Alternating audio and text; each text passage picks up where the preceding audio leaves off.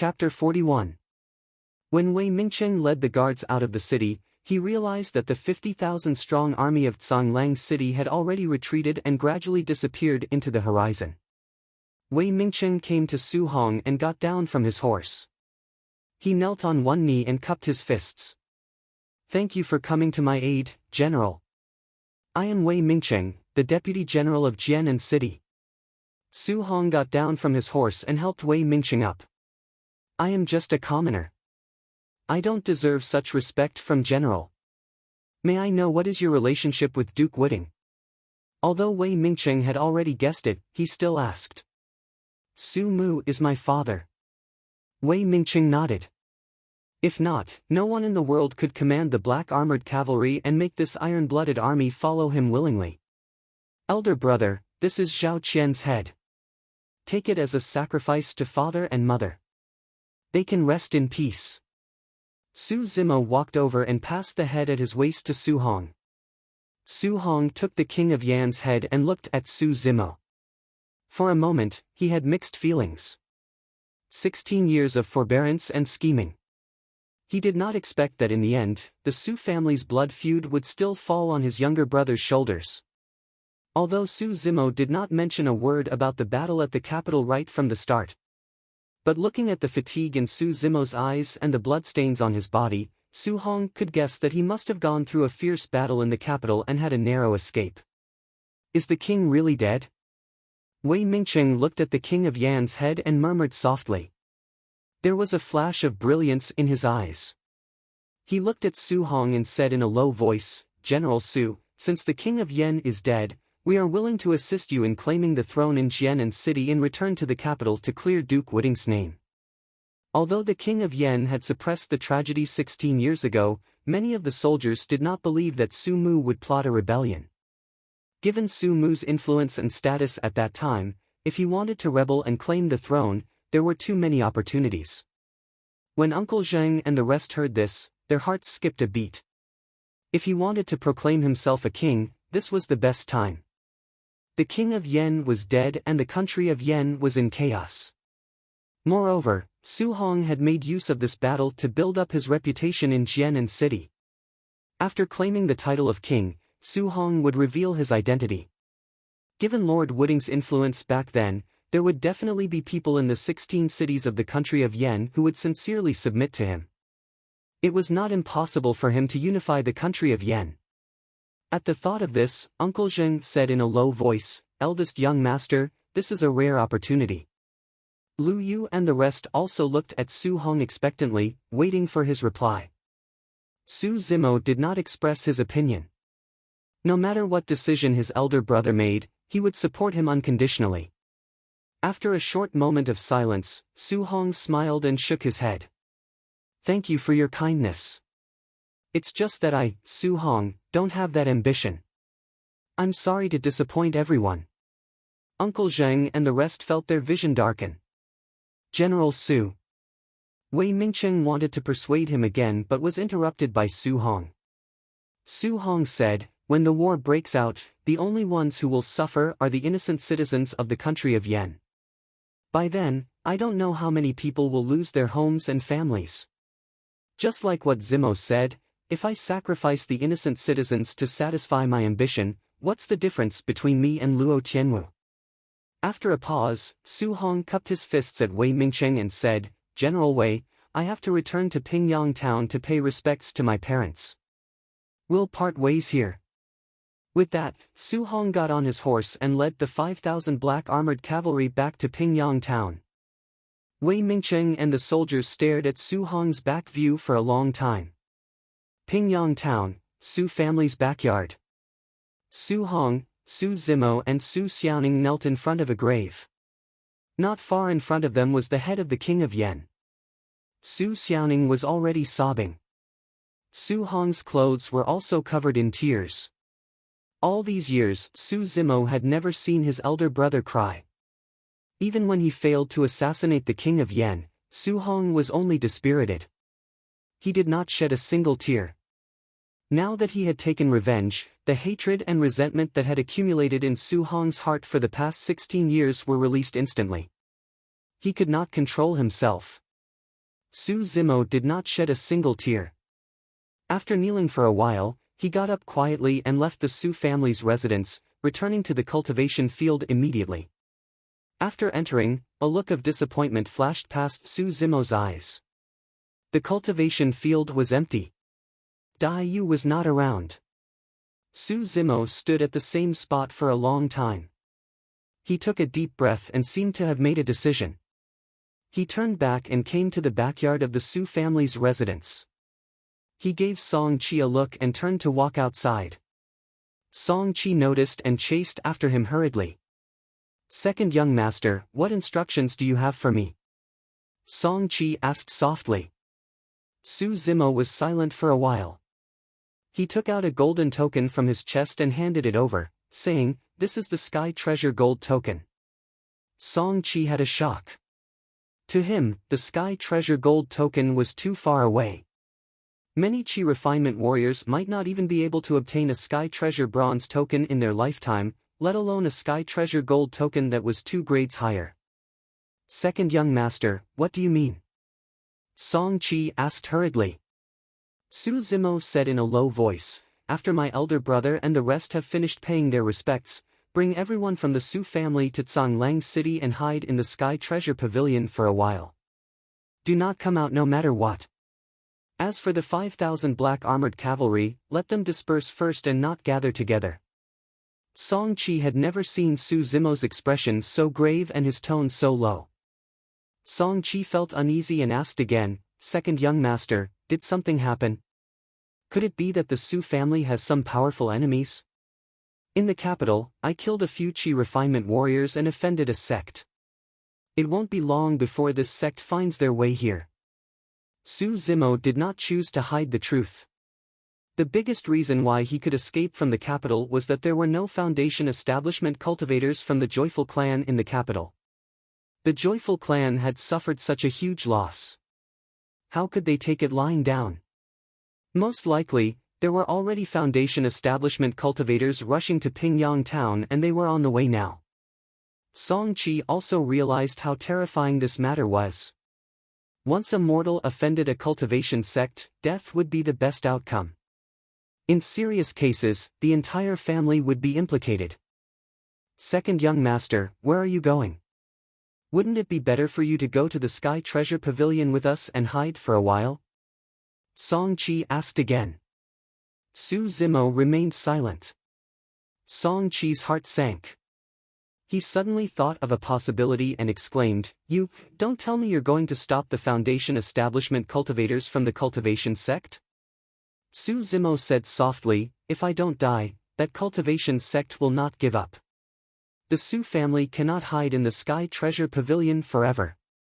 Once the Su family members show themselves, they will definitely be hunted down and no one will be able to escape. Moreover, it has been 7 days since the King of Yen died. Given the speed of the foundation establishment cultivators, they will most likely reach here soon. If no one stops them, they will definitely catch up with the Su family before they reach the Sky Treasure Pavilion in Zhonglang City. But, second young master, brother Song, don't pull a long face. I might not die. I might even annihilate that sect." Su Zimo smiled and pretended to be relaxed. Song Chi sighed in his heart and could not continue speaking. Song Chi was very clear that Su Zimo's decision was correct. However, he was using his own life to protect the lives of the Su family members. Stopping the foundation establishment cultivators meant certain death. Su Zimo had no hope of survival at all. Su Zimo took out a storage bag from his chest. This was snatched from the one-armed Chi refinement warrior. He stuffed it into Song Chi's hands and patted his shoulders, saying in a low voice, "The Su family. I'll leave it to you."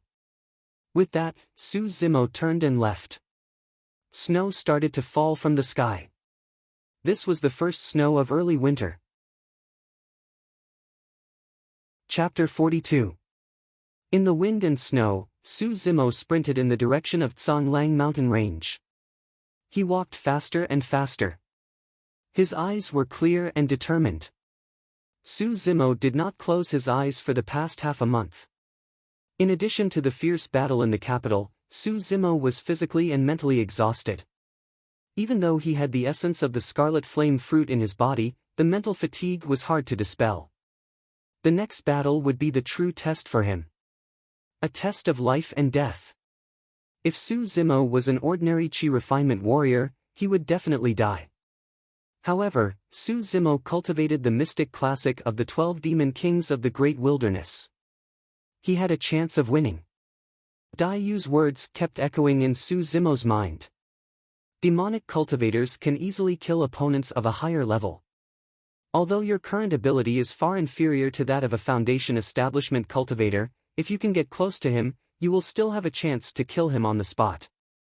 Close combat ability was Su Zimo's greatest reliance. However, the most difficult thing was that the Joyful Clan cultivators had already experienced his close combat ability. They would take precautions in advance and would definitely not give him too many chances. And Su Zimo knew nothing about the means of a foundation establishment cultivator. Was it just controlling spirit weapons? He was afraid that it was not that simple. Su Zimo sprinted at full speed and arrived at Sanglang mountain range in no time. Cultivators were different from ordinary people when they traveled.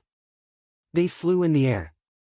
If they wanted to reach Pingyang town at the fastest speed and the shortest distance, they would definitely pass by the sky above Sanglang mountain range.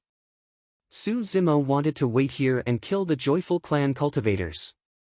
Back at Sanglang mountain range, Su Zimo felt an indescribable sense of familiarity. This was his main battlefield. After finding a towering ancient tree, Su Zimo used both his hands and feet to climb up quickly. He was even more agile than an ape. At a high point, he could detect suspicious movements immediately and take the initiative. In this battle, Su Zimo had to consider every detail carefully. Only then could he possibly reverse the situation and fight for a chance of survival. Su Zimo sat on the ancient tree with the cold moon saber in front of his knees. He held the sanguine crystal bow in his hand and closed his eyes. This was his last chance to rest. The snow was getting heavier and heavier. They fluttered about, covering the sky and the earth. The Sanglang mountain range seemed to be covered with a layer of pure white gauze. It was crystal clear and beautiful. The sanguine crystal bow and the cold moon saber were covered in snowflakes. Their original appearances could no longer be seen. As Su Zimo rested, he circulated the mystic classic of the 12 demon kings of the great wilderness breathing and expiration method. His body was boiling and white steam was rising from the top of his head. Although Su Zimo's body was hot, his heart was getting colder and colder. His entire being emitted a piercingly cold murderous intent that permeated every corner of the Sanglang mountain range. Suddenly, Su Zimo opened his eyes and looked into the distance. In the distant forest, a flock of birds seemed to have been frightened by something. They flapped their wings and soared into the sky, emitting hurried cries. Here it comes. At this point in time, only 2 hours had passed since Su Zimo arrived at the Sanglang mountain range. Su Zimo's figure moved. He slid down from the ancient tree and landed quietly on the snowy ground. He took out the remaining 5 sharp arrows in the quiver, placed all of them on the bowstring and headed in that direction stealthily. The spirit boat was the most common flying spirit weapon in the cultivation world. Its advantage was that it was stable and fast. Moreover, it could carry many people. Just a while ago, a spirit boat from the Joyful Clan entered the sky above the Sanglang mountain range and traveled at high speed. There were about 100 people on the spirit boat. Most of them were level 8, level 9 or even perfected chi refinement warriors. The 5 people in the lead were the elders of the Joyful Clan. 4 of them were at the early stage foundation establishment realm while the last one was at the mid-stage foundation establishment realm. In the Joyful Clan, one could only be conferred the title of an elder after becoming a foundation establishment realm cultivator. This time, in order to hunt down Su Zimo, the Joyful Clan had mobilized almost half of their forces. It was evident that the Joyful Clan attached great importance to this matter. If the opponent was a cultivator, even if it was a chi refinement warrior, the Joyful Clan would also have some reservations. They were afraid that they would provoke the power of the sect behind the cultivator. After all, the joyful clan was only a small sect. Otherwise, it would not have attached itself to the country of Yen, which was one of the vassal states. However, Su Zimo was only a mortal. Did he think that he could provoke the cultivation sects just because he had a strong physical body and knew some martial arts? If Su Zimo did not die and if the Su family did not perish, the joyful clan would become the laughingstock of the cultivation world in the future. Elder Chen, this Su Zimo's close combat skills are a little frightening. We don't dare to go forward at all.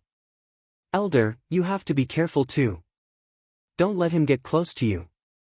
A chi refinement warrior by the side smiled in a flattering manner, wanting to remind him out of goodwill. Unexpectedly, Elder Chen's face darkened. He snorted softly and said, "How can a chi refinement warrior be the same as a foundation establishment cultivator? Do we need you to remind us?" Another elder sneered and said, "Not to mention that Su Zimo is in front of us, there is no way he can get close to us. Even if he gets close to us, he can't hurt us." Yes, yes, yes. Elder Gao is right. That chi refinement warrior looked embarrassed and smiled apologetically. This chi refinement warrior seemed to have thought of something. He looked hesitant and wanted to say something but stopped. "Just say what you want to say," the only mid-stage foundation establishment cultivator said lightly. This chi refinement warrior looked horrified and seemed to have a lingering fear. He said, "Elder Qian, this lad has a blood-colored big bow. The arrow that he shoots is very powerful and fast. Although the accuracy is a little bad, if the distance is close, the lethality is also very terrifying. Elders, you have to be careful." Elder Qian smiled. A trace of mockery flashed past his eyes, but he did not say anything. Elder Gao, on the other hand, laughed loudly and said, "You are a bunch of good-for-nothings. As chi refinement warriors, you are actually so frightened by a mortal's bow and arrow. You have really embarrassed the sect. When we meet this lad later, let him shoot an arrow. See how I destroy this lad's sharp arrow." Just as Elder Gao's laughter died down, a figure suddenly flashed out from behind an ancient tree not far in front of the spirit boat. He was holding a blood-colored big bow. The bow was like a full moon and the arrow was already on the string. Oh! There is a murderous aura. Elder Qian was originally sitting cross-legged on the spirit boat. Suddenly, he was shocked. He slapped his storage bag and a talisman fell into his palm. He crushed it directly and shouted at the same time, "Be careful." Swoosh! The sound of sharp arrows piercing through the air could be heard. 5 sharp arrows flashed with cold light. Almost instantly, they had already shot in front of the many cultivators from Joyful Clan. The 5 Joyful Clan elders were the first to bear the brunt. Elder Chen's reaction was extremely fast.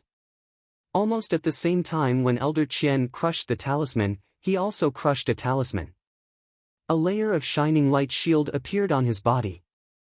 The other 2 elders directly took out their flying swords and placed them in front of them. Elder Gao was the only one who was laughing wantonly. His reaction was slightly slower and there was a trace of astonishment in his eyes. The cold light grew bigger and bigger in Elder Gao's eyes. Poof!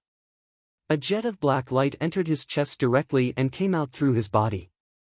Blood splattered on Elder Gao's body. Although this arrow did not hit his heart, the terrifying power that the sharp arrow carried instantly tore open the wound and destroyed all the vitality in Elder Gao's body. Elder Gao stood motionless on the spirit boat. Blood was gushing out from his chest and mouth. There was some confusion and regret in his eyes. He murmured softly, "What a fast arrow, a foundation establishment cultivator, dead." Chapter 43. After surviving in Sanglang mountain range for a year, Su Zimo had a deeper understanding of combat. There were many factors that could affect a battle. Strength was the foundation, but it was not the only factor. The weather, mentality, environment, preparation, and various details would change the situation and even affect the final outcome. This time round, Su Zimo took advantage of the weather and his prior preparations.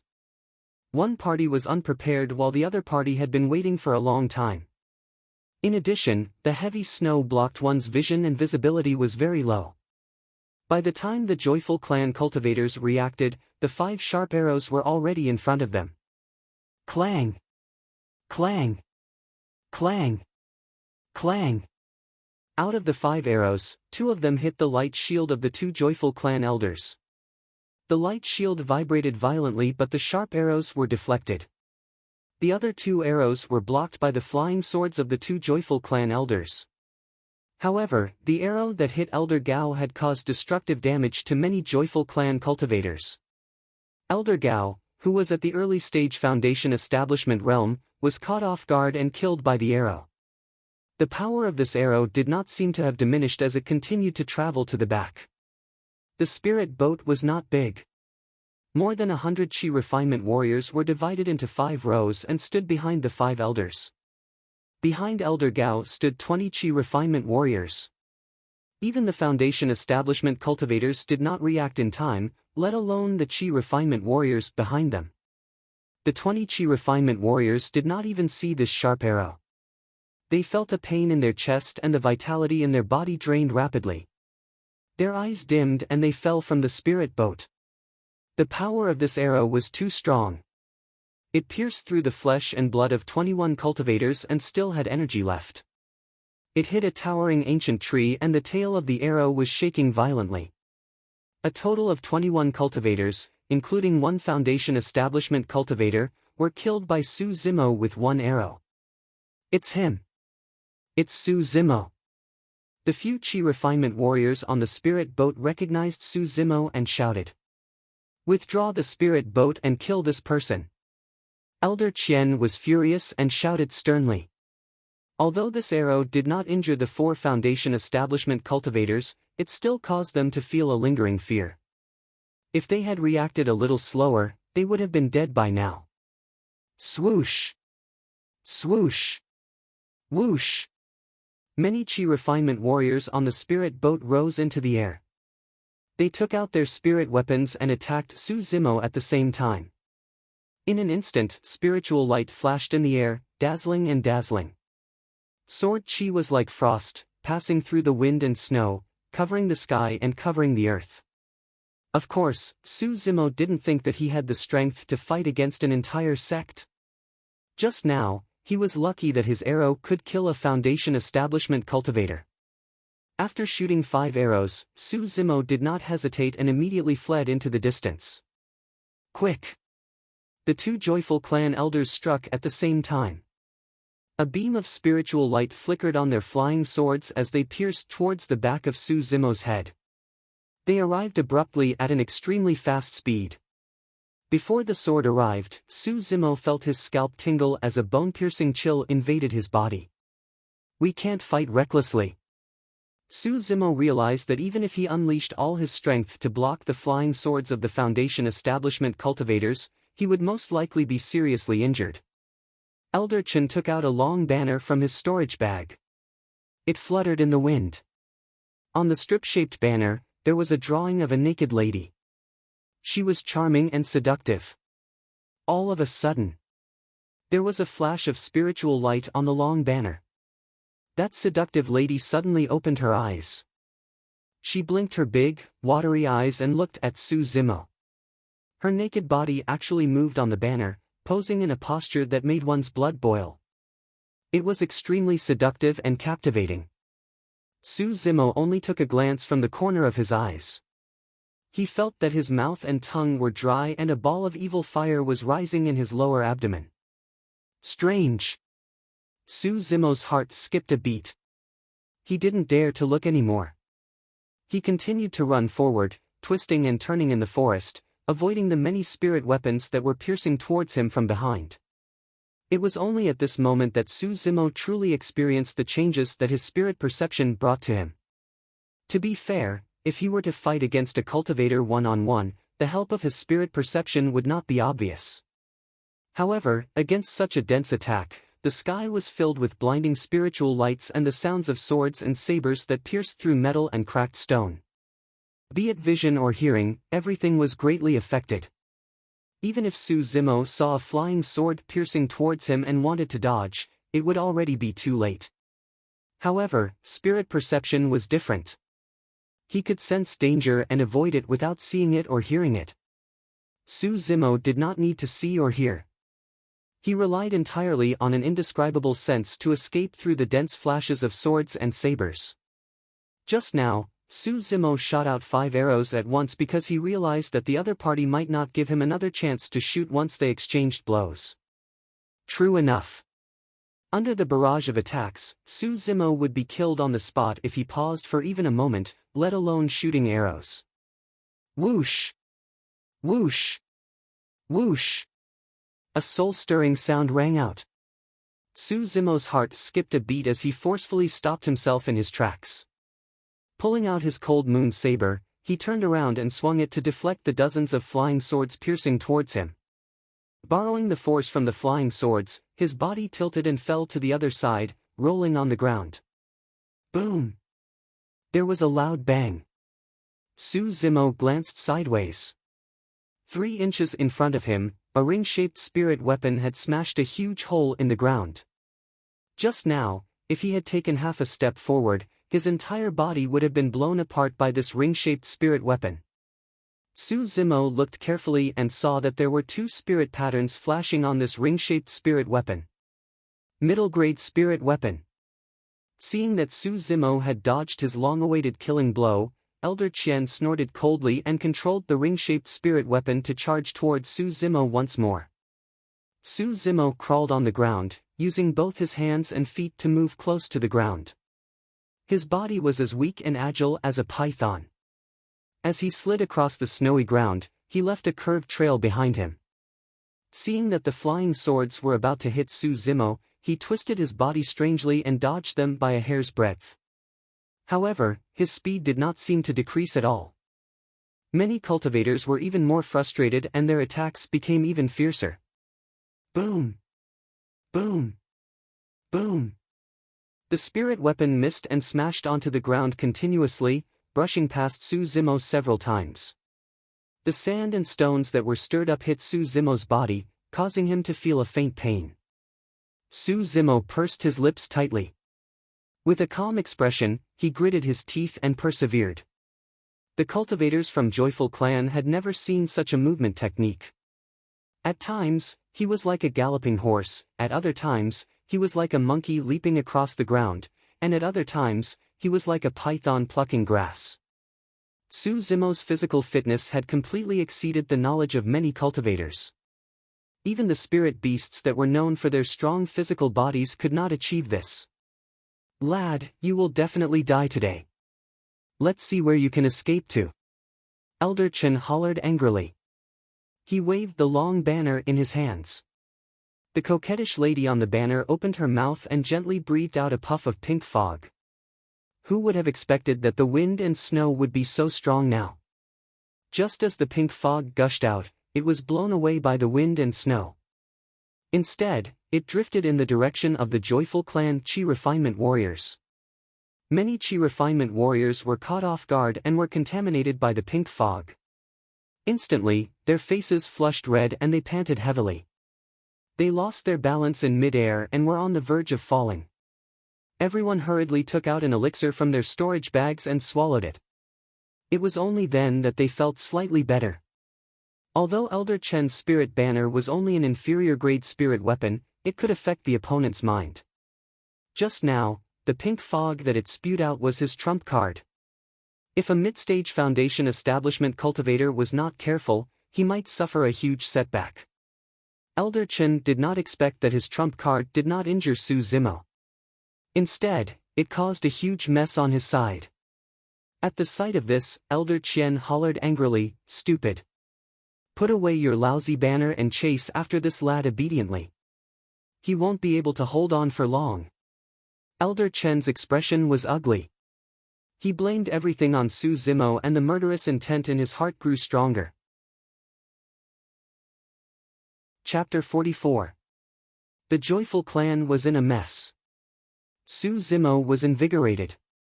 He leaped up, unleashed the divine steed fleeting movement technique, and dashed diagonally ahead. Elder Qian and the rest quickly chased after him. Not far ahead, there was a steep mountain peak. The eyes of Elder Qian and the rest lit up. Su Zimo did not know how to fly. If he wanted to cross this mountain peak, he would definitely have to take a detour. In that case, they could take the opportunity to surround Su Zimo. They might even capture him alive. However, what puzzled the Joyful Clan was that Su Zimo did not reduce his speed. Neither did he change his direction. He dashed straight toward the mountain peak ahead. Could it be that this person is courting death and wants to kill himself? A Qi refinement warrior muttered. As soon as he finished his words, Elder Chen let out a soft cry of surprise. Su Zimo's figure actually disappeared mysteriously when he reached the mountain peak. The Joyful Clan rushed forward to take a look. It turned out that there was a cave at the foot of the mountain. It was dark and deep inside. It was as if a ferocious demonic beast was lying on the ground with its bloody mouth wide open, waiting for the Joyful Clan to walk in by themselves. Su Zimo actually escaped into this cave. The cave was dark and gloomy. The space was narrow and small. Be it Qi refinement warriors or Foundation establishment cultivators, they could not fly in the air. This meant that the Joyful Clan no longer had an advantage and Su Zimo had become extremely dangerous. He might even kill them. Suddenly, the Joyful Clan's hearts were shrouded in a layer of haze. It should have been an absolutely crushing situation. However, for some unknown reason, everyone felt that they were being led by the nose. Should they chase? If they did, how should they chase? Two questions flashed across everyone's mind. If this cave was dead, that would be the best. As long as everyone guarded the entrance of the cave, Su Zimo would starve to death in no time. However, if this was only a tunnel in the mountain peak, Su Zimo would have long escaped if the Joyful Clan were to guard here. What was more troublesome was that if there was another exit to this cave, the Joyful Clan members did not know where it was.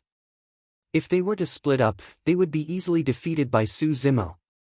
However, if they gathered together to look for the exit, once they went in the wrong direction, Su Zimo would have long since disappeared. Motherf ** Ker, this lowly commoner. Elder Chen gritted his teeth and cursed. Elder Qian pondered for a moment before he gritted his teeth and said, "Chase." After a short pause, Elder Qian continued, "Chen Bin, we have protective talismans.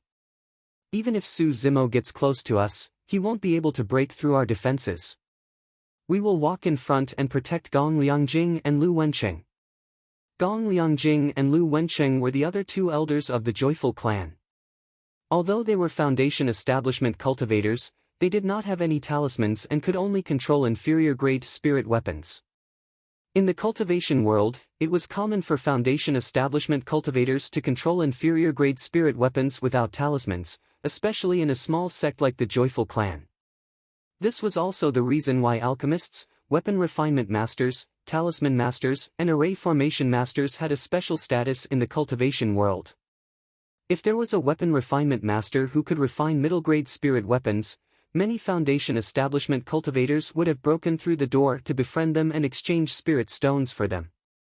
Elder Qian and Elder Chen's bodies shone with a layer of light shield. They were the first to enter the cave, followed closely by the rest of the Joyful Clan. The ground in the cave was uneven and full of potholes. There were many treasures in the storage bags of many Qi refinement warriors, but there was nothing to illuminate them. They could only rely on the faint light emitted by the protective talismans on Elder Qian and Elder Chen to walk forward quickly. The faces of the Joyful Clan members who were following behind were pale and tense. They looked around, fearing that Su Zimo would suddenly jump out and kill them by surprise. Although Gong Liangjing and Lu Wensheng were Foundation establishment cultivators, their palms were sweating at this moment. They walked in the cave with fear and trepidation. The atmosphere was getting more and more stifling. Even the slightest movement in the cave would cause a commotion among the crowd. Elder Qian and Elder Chen walked in front. The first thing they paid attention to was their feet, followed by their sides. However, they did not lift their heads to look. Subconsciously, everyone thought that Su Zimo could not fly in the air. Naturally, it was impossible for him to appear above their heads. However, they had forgotten something. This was a cave. Above the cave was a stone wall. At this moment, there was a person who was clinging tightly to the stone wall. He squinted his eyes and looked coldly at the joyful clan members who were walking past him. Suddenly, Elder Qian stopped in his tracks and said in a low voice, "Something is wrong. There is a strong smell of blood. This lad is nearby." Before he finished his words, a glaring saber gleam cut through the darkness in the cave. Poof! A huge head flew up and fresh blood splattered in the crowd. The joyful clan members were in an uproar. Elder Lu! Elder Lu is dead! Where is he? Above us! Ah! There was another tragic cry. A Qi refinement warrior died on the spot. Before this, Su Zimo had shot 5 arrows to test the remaining 4 Foundation establishment cultivators. 2 of them had defensive means similar to the Vajra talisman. Given his current strength, it was impossible for him to break them.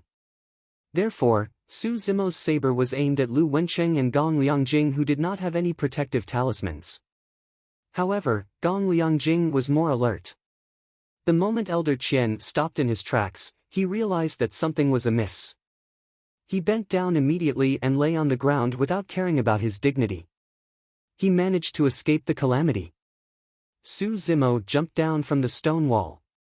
When he wanted to give chase, Gong Liangjing had already escaped to the back of Elder Qian and Elder Chen. He broke out in cold sweat. At this moment, Su Zimo landed among the crowd of Qi refinement warriors. In the narrow and small cave, the Qi refinement warriors of the Joyful clan did not have much space to dodge. Some of them even ran into Su Zimo in a panic. In the darkness, Su Zimo laughed coldly. "Ha ha ha! These few people are not enough to kill me." Poof! Poof! Poof! Su Zimo did not even need to look. He held the cold moon saber in his hands and waved it casually. A Qi refinement warrior would be killed on the spot. Accompanied by the Qi refinement warriors' miserable shrieks, blood flashed continuously and splattered everywhere. In this cave, Su Zimo was like a tiger in a flock of sheep. He slashed left and right and went on a rampage. The Qi refinement warriors of the Joyful clan did not have the ability to retaliate at all. Even escaping was an extravagant hope. This was an ambush targeted at the Joyful clan. It could be said to be perfect. Su Zimo made use of his familiarity with the terrain of the Tsanglang mountain range and successfully lured the other party into the deep and dark cave. The advantage of the cultivators was minimized while Su Zimo's advantage was maximized. The 3 elders of the Joyful clan stood rooted to the ground. Perspiration broke out on their foreheads and they did not take any action. It was not that they did not want to. It was because Su Zimo had been shuttling in and out of the crowd. His movements were agile and swift. The lighting in the cave was very weak. Once they took action, they would definitely hurt the sect disciples by mistake. Seeing that there were fewer and fewer sect disciples, there was a flash of ruthlessness in Elder Qian's eyes. He said in a low voice, "Take action." What? The 2 elders were shocked. I said, "Take action."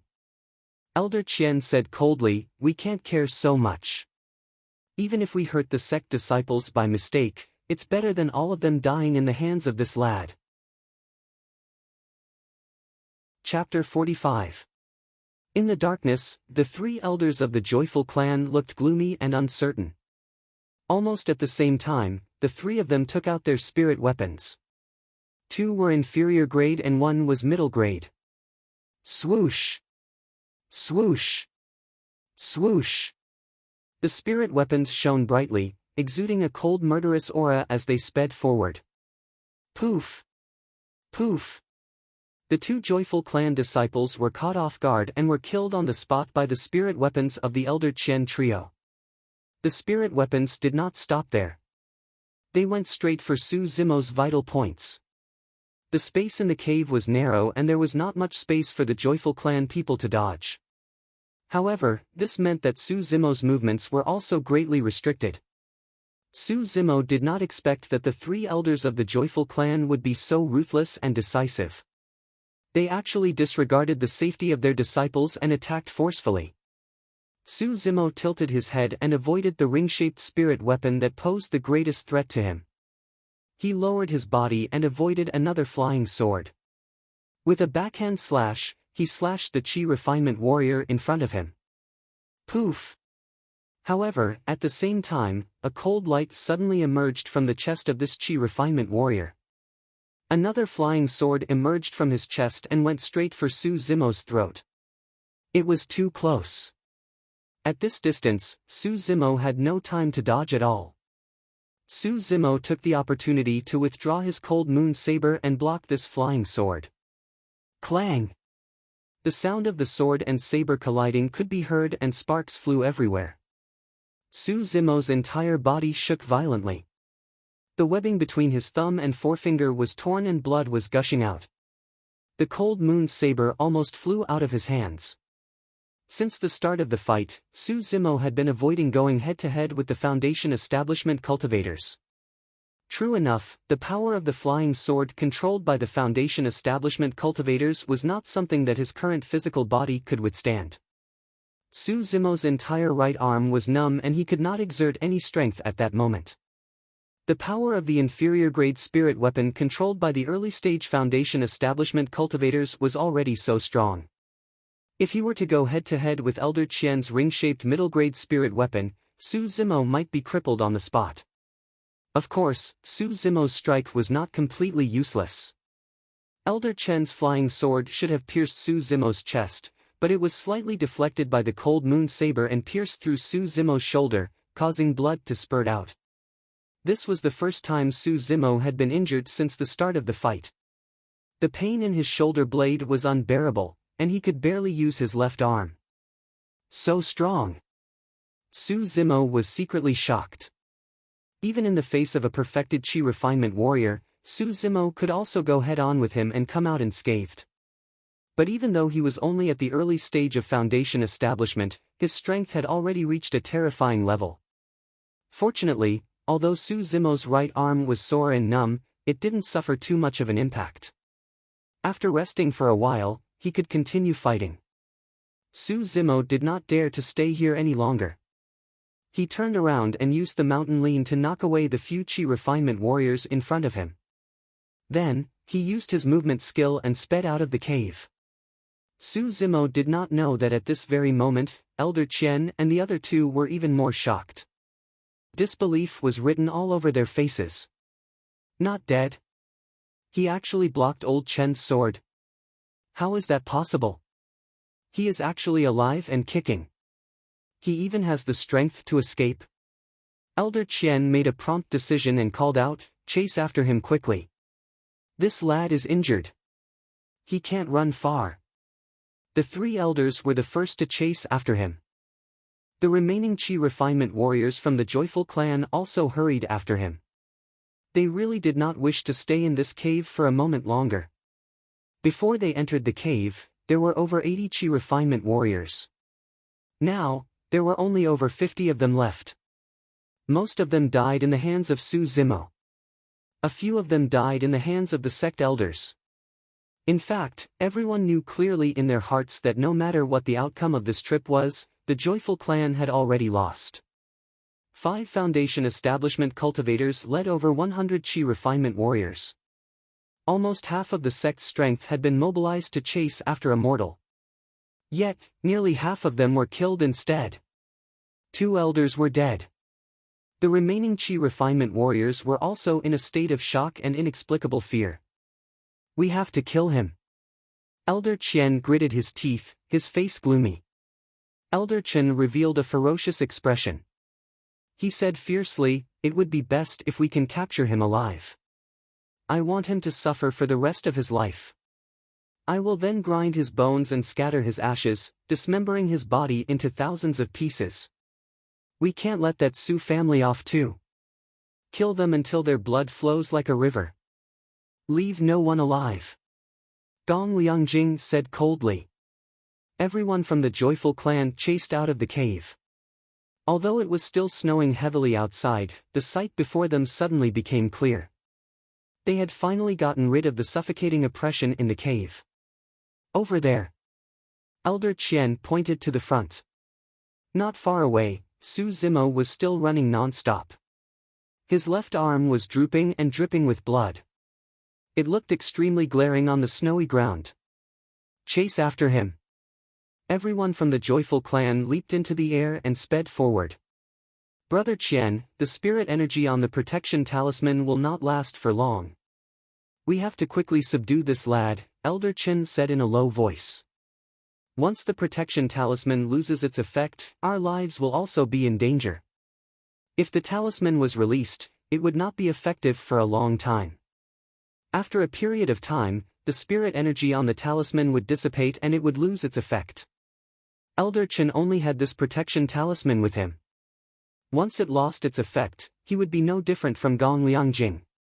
If he were to encounter the situation in the cave again, it would be difficult for him to escape death. Elder Qian nodded. In actual fact, he still had a protection talisman in his storage bag. However, the talisman was precious and he did not want to waste it. Elder Qian stepped on the flying sword and chanted a spell with both hands. In the wind and snow, a mysterious force suddenly gushed in. As if it had been summoned by something, it surged towards Elder Qian's fingertips. Earth-sinking skill. Elder Qian suddenly pointed in the direction where Su Zimo had escaped. Long before this, Su Zimo had already felt his heart palpitating. Upon hearing Elder Qian's voice, Su Zimo hurriedly stopped in his tracks. Rumble. Just in front of Su Zimo, the ground seemed to have been hit by some force. It suddenly collapsed and a huge pit appeared. If Su Zimo was not prepared, his legs would give way and he would fall into this deep pit directly. What is this? Su Zimo's eyes were filled with bewilderment. He had long expected that Foundation establishment cultivators might have some mysterious methods. However, the scene before him had truly exceeded his understanding. Wood-binding skill. Just as Su Zimo was stunned for a moment, another voice sounded in his ears. Su Zimo's heart skipped a beat and he knew that something was wrong. He wanted to go around the huge pit in front of him and escape to the other side. Unexpectedly, just as Su Zimo was about to get up, a few withered vines suddenly extended from the snow beneath his feet and coiled around his feet tightly. Swoosh! Swoosh! Swoosh! The sound of a spirit weapon tearing through the air could be heard. It was soul-stirring. At that moment, Su Zimo's body was restricted and he could not dodge. If he was hit by the spirit weapon, he would die on the spot. Su Zimo did not panic in the face of danger. He fell to the ground and held the cold moon saber in a reverse grip, slashing at the vines that coiled around his feet. Snap! The vines broke. At the same time, the densely packed spirit weapons had also arrived in front of him. Su Zimo clenched his teeth. His body twisted to the limit and his tendons contracted. A series of crackling sounds could be heard from the bones in his body. He narrowly avoided the 3 spirit weapons of the joyful clan elder. After avoiding the 3 spirit weapons, Su Zimo could not avoid the 50 over spirit weapons that were coming at him. Although all the attackers were Qi refinement warriors, the simultaneous attack of more than 50 Qi refinement warriors was also a terrifying force that could not be ignored. In an instant, the situation became extremely dangerous. Su Zimo's life was hanging by a thread. Chapter 46. He had no other choice but to face it head-on. In the blink of an eye, Su Zimo activated the petrification of flesh and blood. His muscles tightened and his tendons trembled. His physical strength was unleashed to the maximum. He held the saber with one hand and drew an arc in front of him rapidly. There were layers of saber shadows and cold light. Clang! Clang! Clang! The spirit weapons kept colliding with the saber shadows in front of Su Zimo. The sound of metal clashing could be heard continuously. Sparks flew everywhere. Su Zimo staggered and kept retreating. There was a sweet taste in his throat. A mouthful of blood was in his mouth, but he did not spit it out. Su Zimo gritted his teeth and held on. Once he let go of this breath, he would die on the spot. Crash! Su Zimo's body fell heavily into the big pit not far away. He vomited blood and the cold moon saber fell out of his hand. His palm was badly mutilated and trembling. Although he had withstood the attacks of more than 50 Chi refinement warriors, Su Zimo was also seriously injured. Under such a violent impact, Su Zimo's physical body broke apart. His entire body was covered with cracks. Fresh blood seeped out and dyed his green robe red. The snowflakes landed on Su Zimo's body and were instantly melted by the warm blood. Su Zimo's face was pale. He moaned and struggled to sit up. However, he felt that his bones and tendons were about to break. The piercing pain was madly stimulating his brain. Under such intense stimulation, Su Zimo's body trembled and convulsed uncontrollably. Everyone from Joyful Clan surrounded the edge of the huge pit, looking down at Su Zimo from above. Their eyes were filled with excitement, mixed with some wariness. Finally, this person was going to die. Everyone felt as if a heavy burden had been lifted off their shoulders. If they continued to give chase, this person would hide in another cave. Everyone from Joyful Clan, including Elder Qian, dared not guarantee that they would have the guts to follow him in. Elder Qian and the other two had been in the cultivation world for decades. They had also had many life-and-death battles with cultivators. However, they had never met such a tricky person. The most terrifying thing was that this person was not a cultivator but a mortal without spirit energy. Ha ha ha ha, Su Zimo laughed. Every time he smiled, more blood would flow out of his mouth. It was a horrifying sight. Upon hearing Su Zimo's laughter, many Chi refinement warriors felt a chill down their spines. What AF * King Lunatic? A Chi refinement warrior scolded softly. Su Zimo's smile made Gong Liangjing's hair stand on end. His face was gloomy as he said coldly, "I'll kill him." As he spoke, Gong Liangjing was about to take out his flying sword and cut off Su Zimo's head. Wait! Elder Chen stopped Gong Liangjing and sneered, "Look at his half-dead appearance, are you still afraid that he will run away? Let's spare his life first and bring him back to the sect to torture him. Let him beg for death. What are you laughing at?" At this moment, Elder Qian narrowed his eyes and stared at Su Zimo. Hee, there was a trace of mockery in Su Zimo's eyes. He turned his head and spat out a mouthful of blood. He raised his eyebrows and said, "Do you really think that you have one? Remember my words, Songlang Mountain Range is your grave." As soon as he finished his words, Su Zimo roared from the depths of his throat, "Sanguine Ape Transformation." Sanguine Ape Transformation was the last move of the Sanguine Ape 3 styles.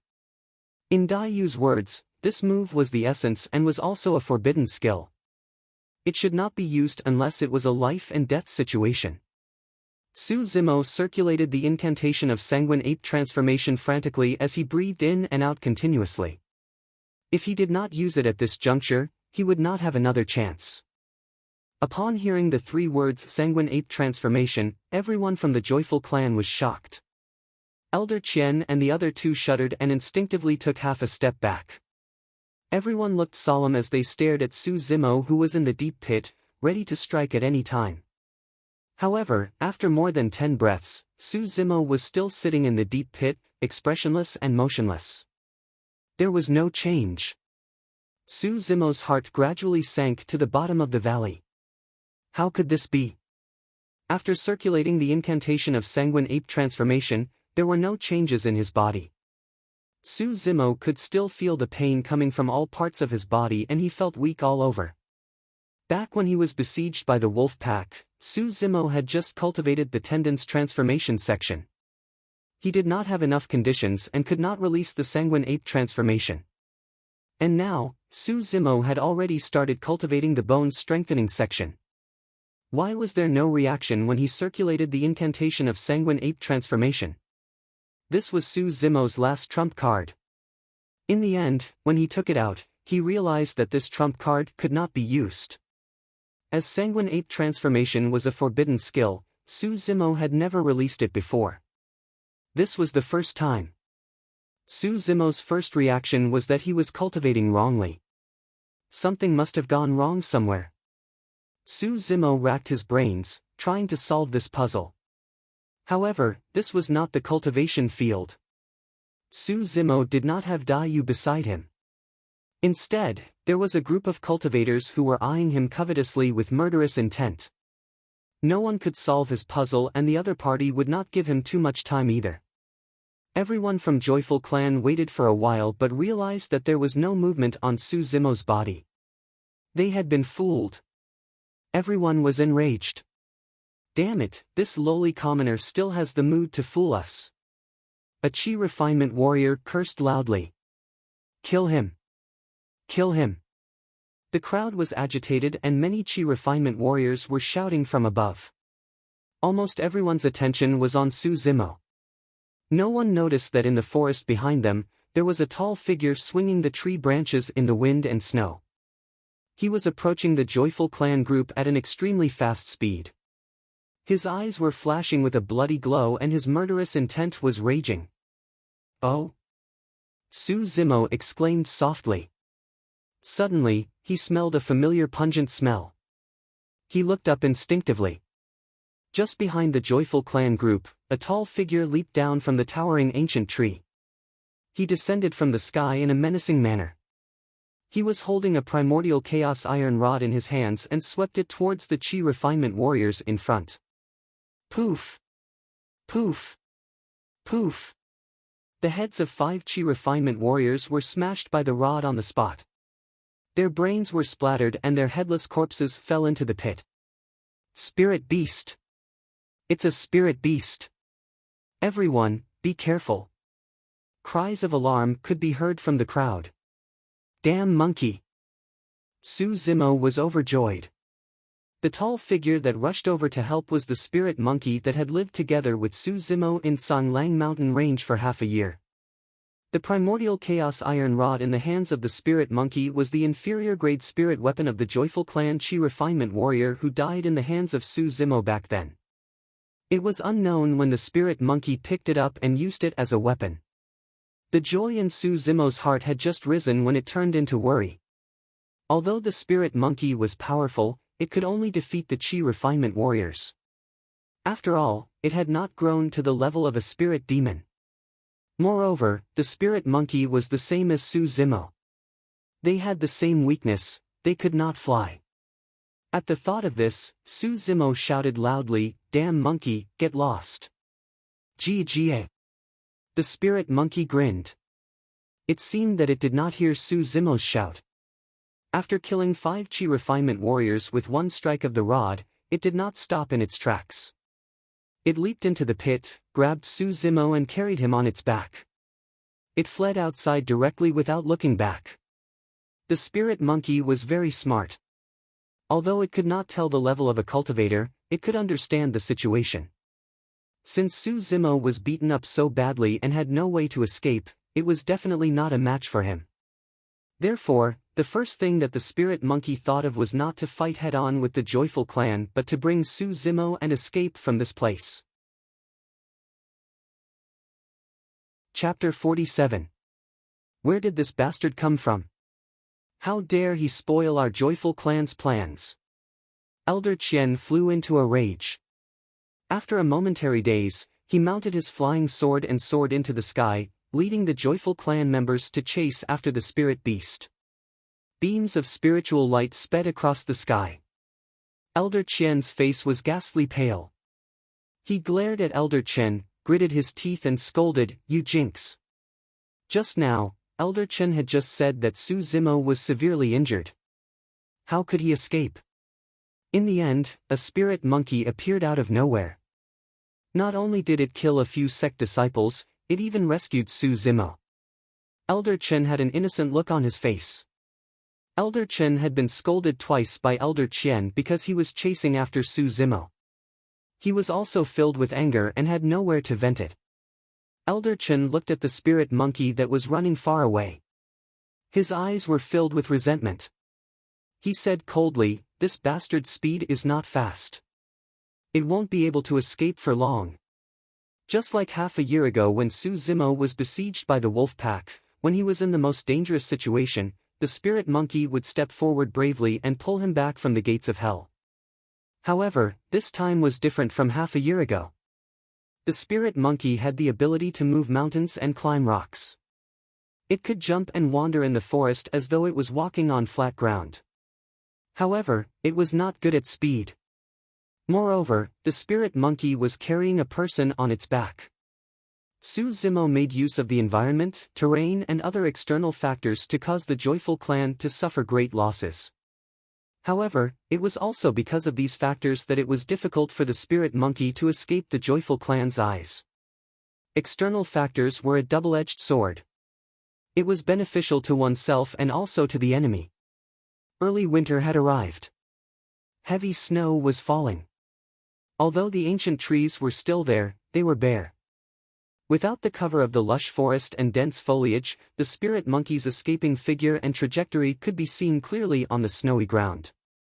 Su Zimo was weak all over. He lay on the spirit monkey's back, feeling the whistling of the wind beside his ears. He felt sorrowful and said in a low voice, "Damn monkey, we can't escape. Put me down and leave by yourself." The spirit monkey did not make a sound. White air was coming out of its nostrils as it ran forward continuously. It was drenched in sweat. It was obvious that it had exerted all its strength and its physical strength was depleted. The sound of clothes fluttering in the wind was getting closer and closer. The sword kinesis flight speed of the chi refinement warriors was obviously much faster than that of the spirit monkeys. Su Zimo sighed softly, "Monkey, these people want to kill me. Put me down and you still have a chance to escape. If this continues, you and I will be caught up in less than 15 minutes and die here." The spirit monkey remained silent. It had an unruly expression and a sharp gaze. It continued to run forward stubbornly. Su Zimo gritted his teeth. He hardened his heart and punched the spirit monkey's shoulder. He shouted, "If you abandon me, only one person will die. If you bring me along, all of us will die. Why can't you understand such simple logic? Why don't you understand? Damned monkey, aren't you very smart and quick-witted? Are you stupid? Get out of my sight. Roar!" The spirit monkey's eyes were red. Suddenly, it let out an earth-shattering roar. The snowflakes on the surrounding ancient trees were shaken off. The joyful clan members, who were chasing closely behind, were shocked when they heard the spirit monkey's sudden roar. Fear? Anger? Or despair? They did not understand. But Su Zimo could understand. "I am happy to do so. It's none of your business." This was the spirit monkey's response to him. The spirit monkey was not stupid. From the moment it saved Su Zimo, it knew that they might die here. But the spirit monkey still saved him. Half a year ago, the spirit monkey saved Su Zimo because it had a feud with the wolf clan. Half a year later, the spirit monkey saved Su Zimo because it saw him as a brother. A brother who went through thick and thin together. This was the tacit understanding between a man and a monkey. There was no need for words to understand each other. Su Zimo was silent for a while before he laughed. "Ha ha ha."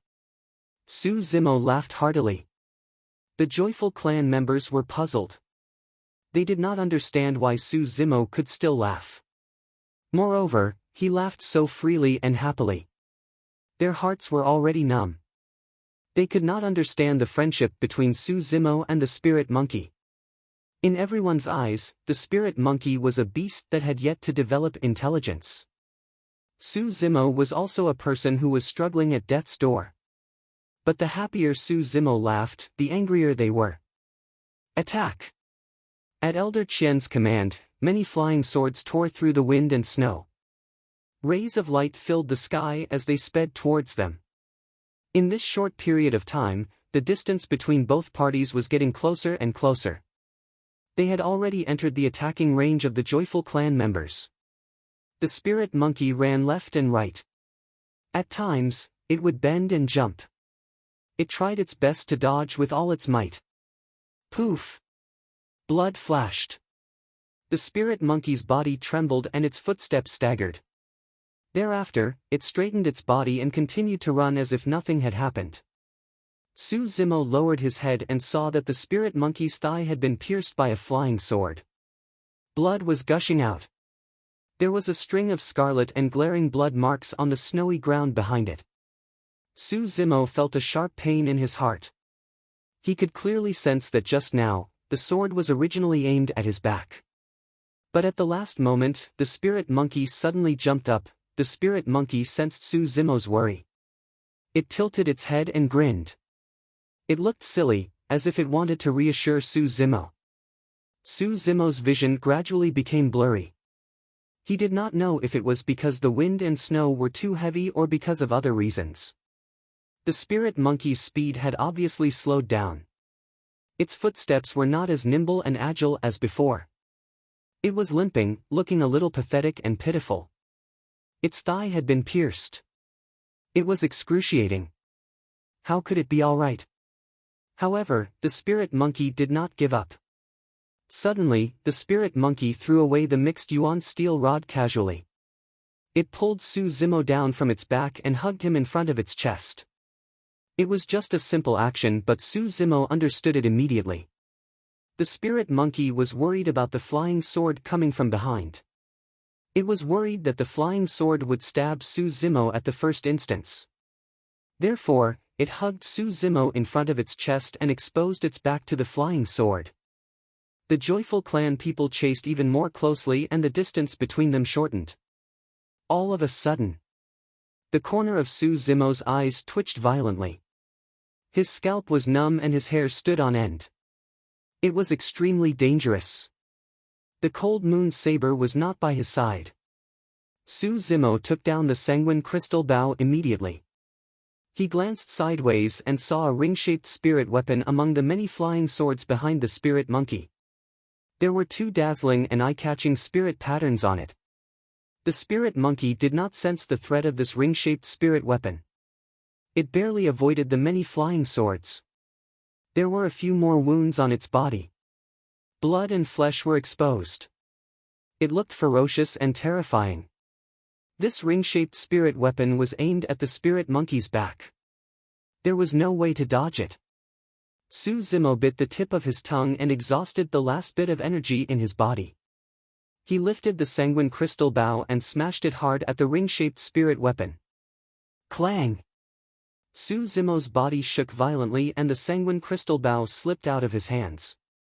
Suzumo's entire right arm exploded into a cloud of blood mist. His skin exploded and his tendons broke. All the bones in his arm were broken and drooped down. This was a middle-grade spirit weapon. It was a full-force attack from a middle-stage Foundation establishment cultivator. Suzumo could not withstand it at all. The ring-shaped spirit weapon was blocked by the sanguine crystal bow. It paused for a moment before it smashed heavily on the spirit monkey's back. Crash!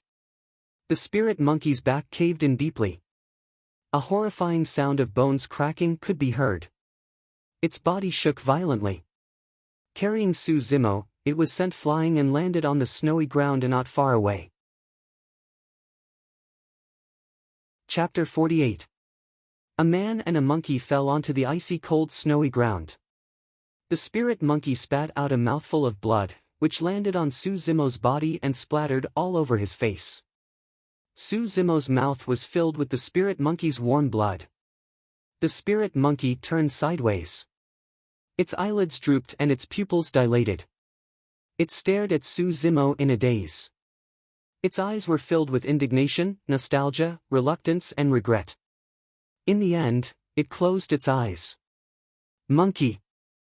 Suzumo's heart skipped a beat as he called out to it. The spirit monkey remained motionless. The vitality in its body was depleting rapidly. A mid-stage Foundation establishment cultivator wielded a middle-grade spirit weapon and attacked with all his might. The damage done to the spirit monkey was devastating. If Suzumo had not used the sanguine crystal bow to block the attack, the spirit monkey's body would have been penetrated or even torn into pieces. Su Zimo wriggled his body in the snowy ground and crawled to the spirit monkey's side. He stretched out his left palm that was still intact and slapped the spirit monkey's face continuously. He said in a trembling voice, "Monkey, wake up. Don't die." The spirit monkey did not make a sound. It seemed to have fallen asleep. Su Zimo lowered his head. The black hair in front of his eyes scattered and covered his pair of eyes that were gradually turning red. It was not light red or dark red. It was the scarlet red of blood. It was dazzling, strange and terrifying. Su Zimo was already covered with cuts and bruises. The spirit monkey's blood had splattered all over his body. In addition to the blood that he had just swallowed, there was already a trace of the spirit monkey's blood in his veins. This trace of spirit monkey's blood was circulating crazily in his body, producing many strange and crazy changes. Su Zimo's blood was boiling. Other than Su Zimo himself, no one from the Joyful clan could feel this change. The Joyful clan members stood still in mid-air, surrounding the man and the monkey. They finally heaved a sigh of relief. Elder Chen felt as if a heavy burden had been lifted off his shoulders. He swallowed his saliva and laughed softly. Although there were some mistakes, at least they did not escape. Upon hearing this, Elder Qian's face sank. Just as he was about to tilt his head and ask Elder Chen to shut his mouth, a voice filled with murderous intent rang in his ears. "Today, you will all die." Everyone looked in the direction of the voice and saw Su Zimo, who had been kneeling in the snow, suddenly stand up and slowly turn his head. The cold wind blew, revealing a pair of blood-red eyes. Hiss! Being stared at by this pair of blood-red eyes, everyone suddenly felt a chill run down their spines and couldn't help but gasp. Blood, ape, transformation. As soon as he said that, the power of the bloodline in Su Zimo's body surged wildly. His tendons trembled and his flesh was filled. His body expanded explosively and actually rose to a height of 10 feet. Ten Zhang was already more than 3 meters tall, which was double the height of an ordinary person. Although the Joyful clan people were flying in the air, they were only about 10 feet above the ground. If the distance was too far, his control over the spiritual artifact would inevitably weaken. However, Su Zimo's current height had already reached 10 feet. Looking straight ahead, he could see the Joyful clan members. Compared to Su Zimo, everyone suddenly seemed somewhat insignificant. What kind of monster is this? Some of the Qi refinement warriors were so scared that their faces turned pale. Their voices were trembling. Giant. No, it was not the appearance of a human. Sanguine ape transformation.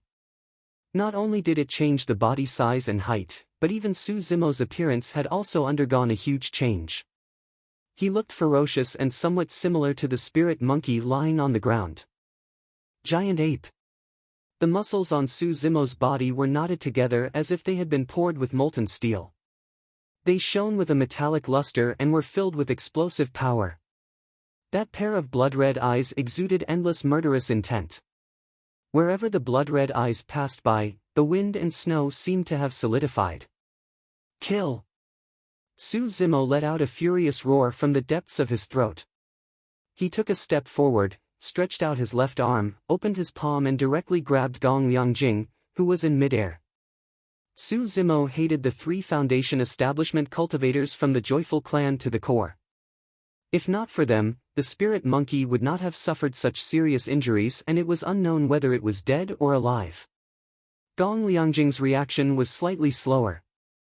Just as he was about to turn his flying sword around and speed up to the sky, he unexpectedly blacked out. Su Zimo's palm had already enveloped him and grabbed him directly. He squeezed hard. Poof! Blood mist filled the air. Early-stage Foundation establishment cultivator Gong Liangjing was crushed by Su Zimo's palm. At this moment, Elder Qian and Elder Chen had just flown to a height of 20 feet. They instinctively turned back and saw this bloody and tragic scene. They could not help but tremble in fear. It's no wonder that Su Zimo's body is so terrifying. It's because he is not from the human race but the demon race. He is a spirit beast. Elder Qian said coldly with a lingering fear. Should we go back and report to the sect first before we bring more men over? Elder Chen was also a little scared. Elder Qian waved his hands and said, "Don't worry. Su Zimo has used some demonic arts to stimulate the potential in his body. He won't be able to hold on for long." As soon as he finished his words, Elder Qian caught a glimpse of a scene from the corner of his eye.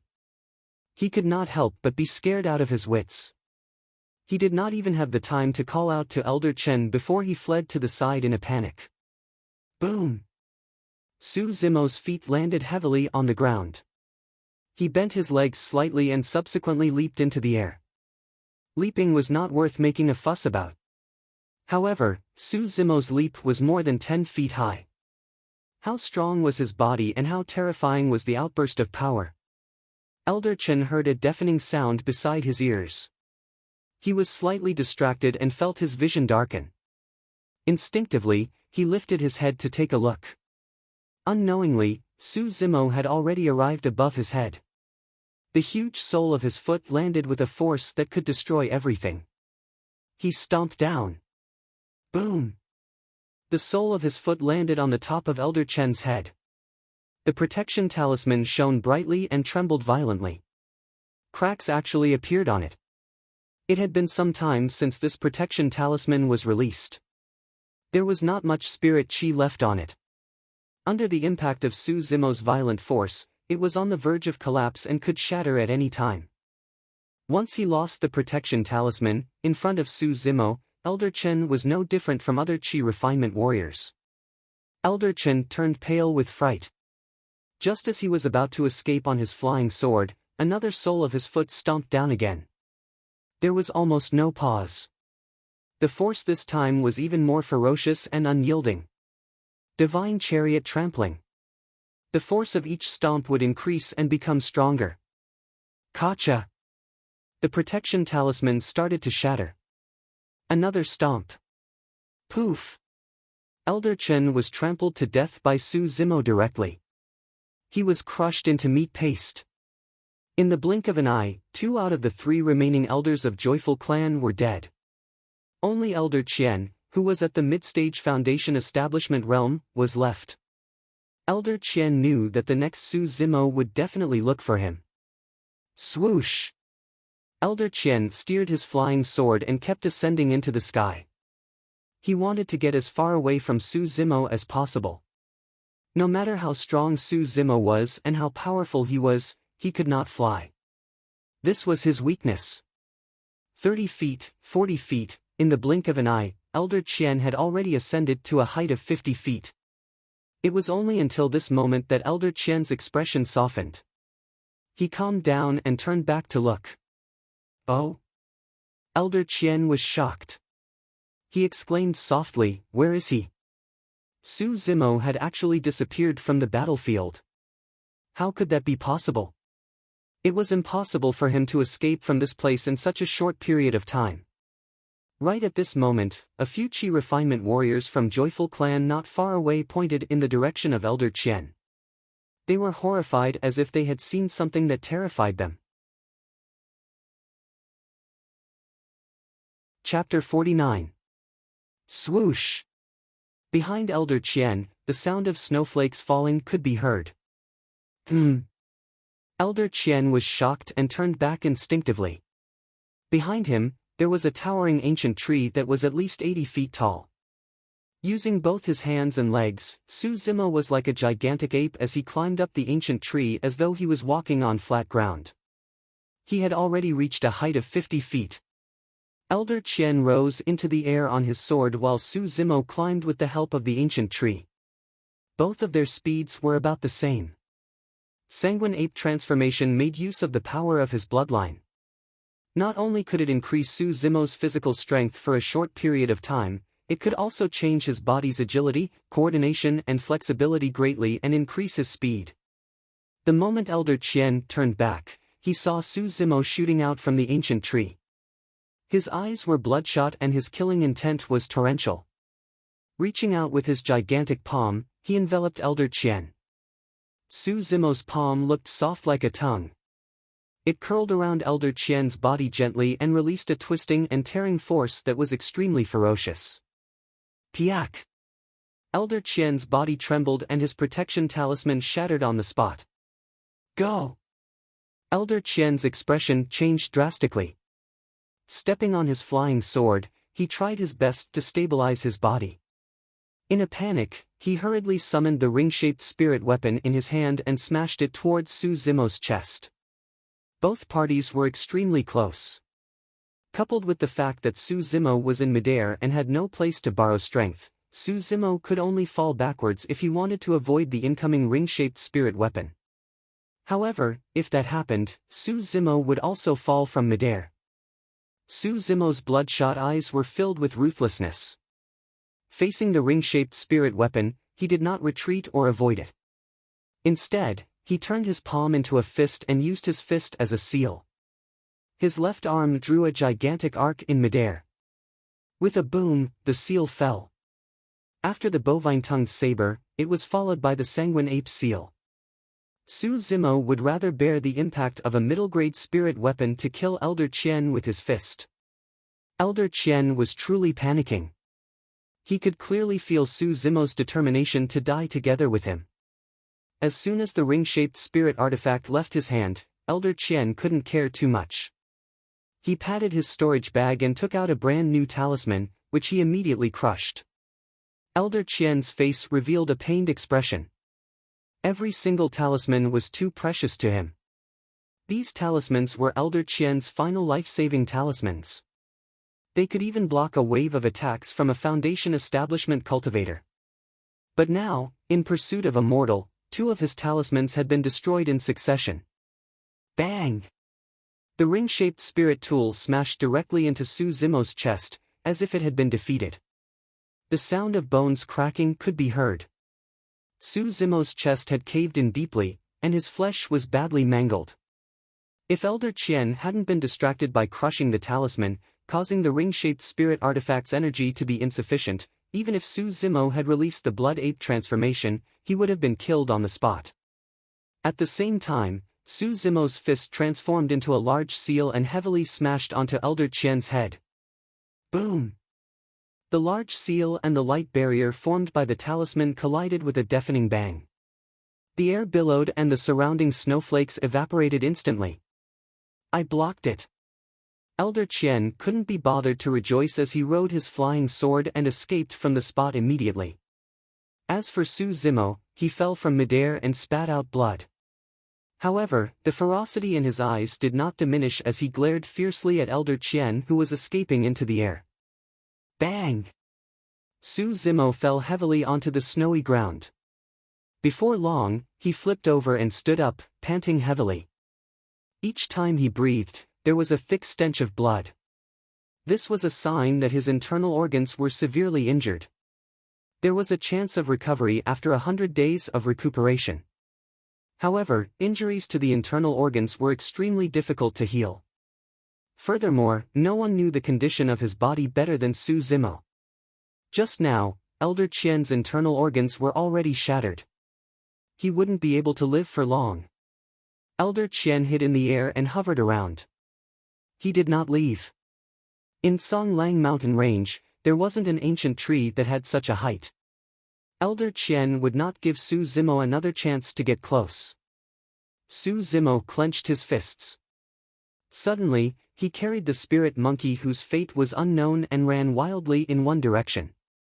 Although the sanguine ape transformation allowed Su Zimo's strength to increase tremendously within a short period of time, it did not have the effect of healing. In other words, the injuries on Su Zimo's body were still there.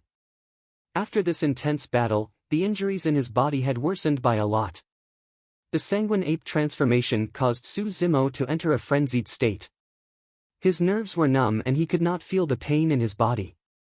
Although Su Zimo seemed to be moving swiftly and nimbly, his body was already in tatters from the outside to the inside. He was only holding on with the power of his bloodline and his last breath. When the sanguine ape transformation's duration was up, Su Zimo would immediately revert to his original form and become even weaker. Seeing that Su Zimo had escaped, Elder Qian hurriedly rode on his flying sword and chased after him. This time, the joyful clan had suffered heavy losses. He was the only one left among the 5 elders. If he did not kill Su Zimo here, he would not be able to account for it when he returned to the sect. After all, Elder Qian had been in the cultivation world for decades. He could tell that the current Su Zimo was an arrow at the end of its flight. He could not hold on for long. There were still over 50 Qi refinement warriors left in the joyful clan. Although they chased after him, they did not dare to get too close. They stayed far behind Su Zimo.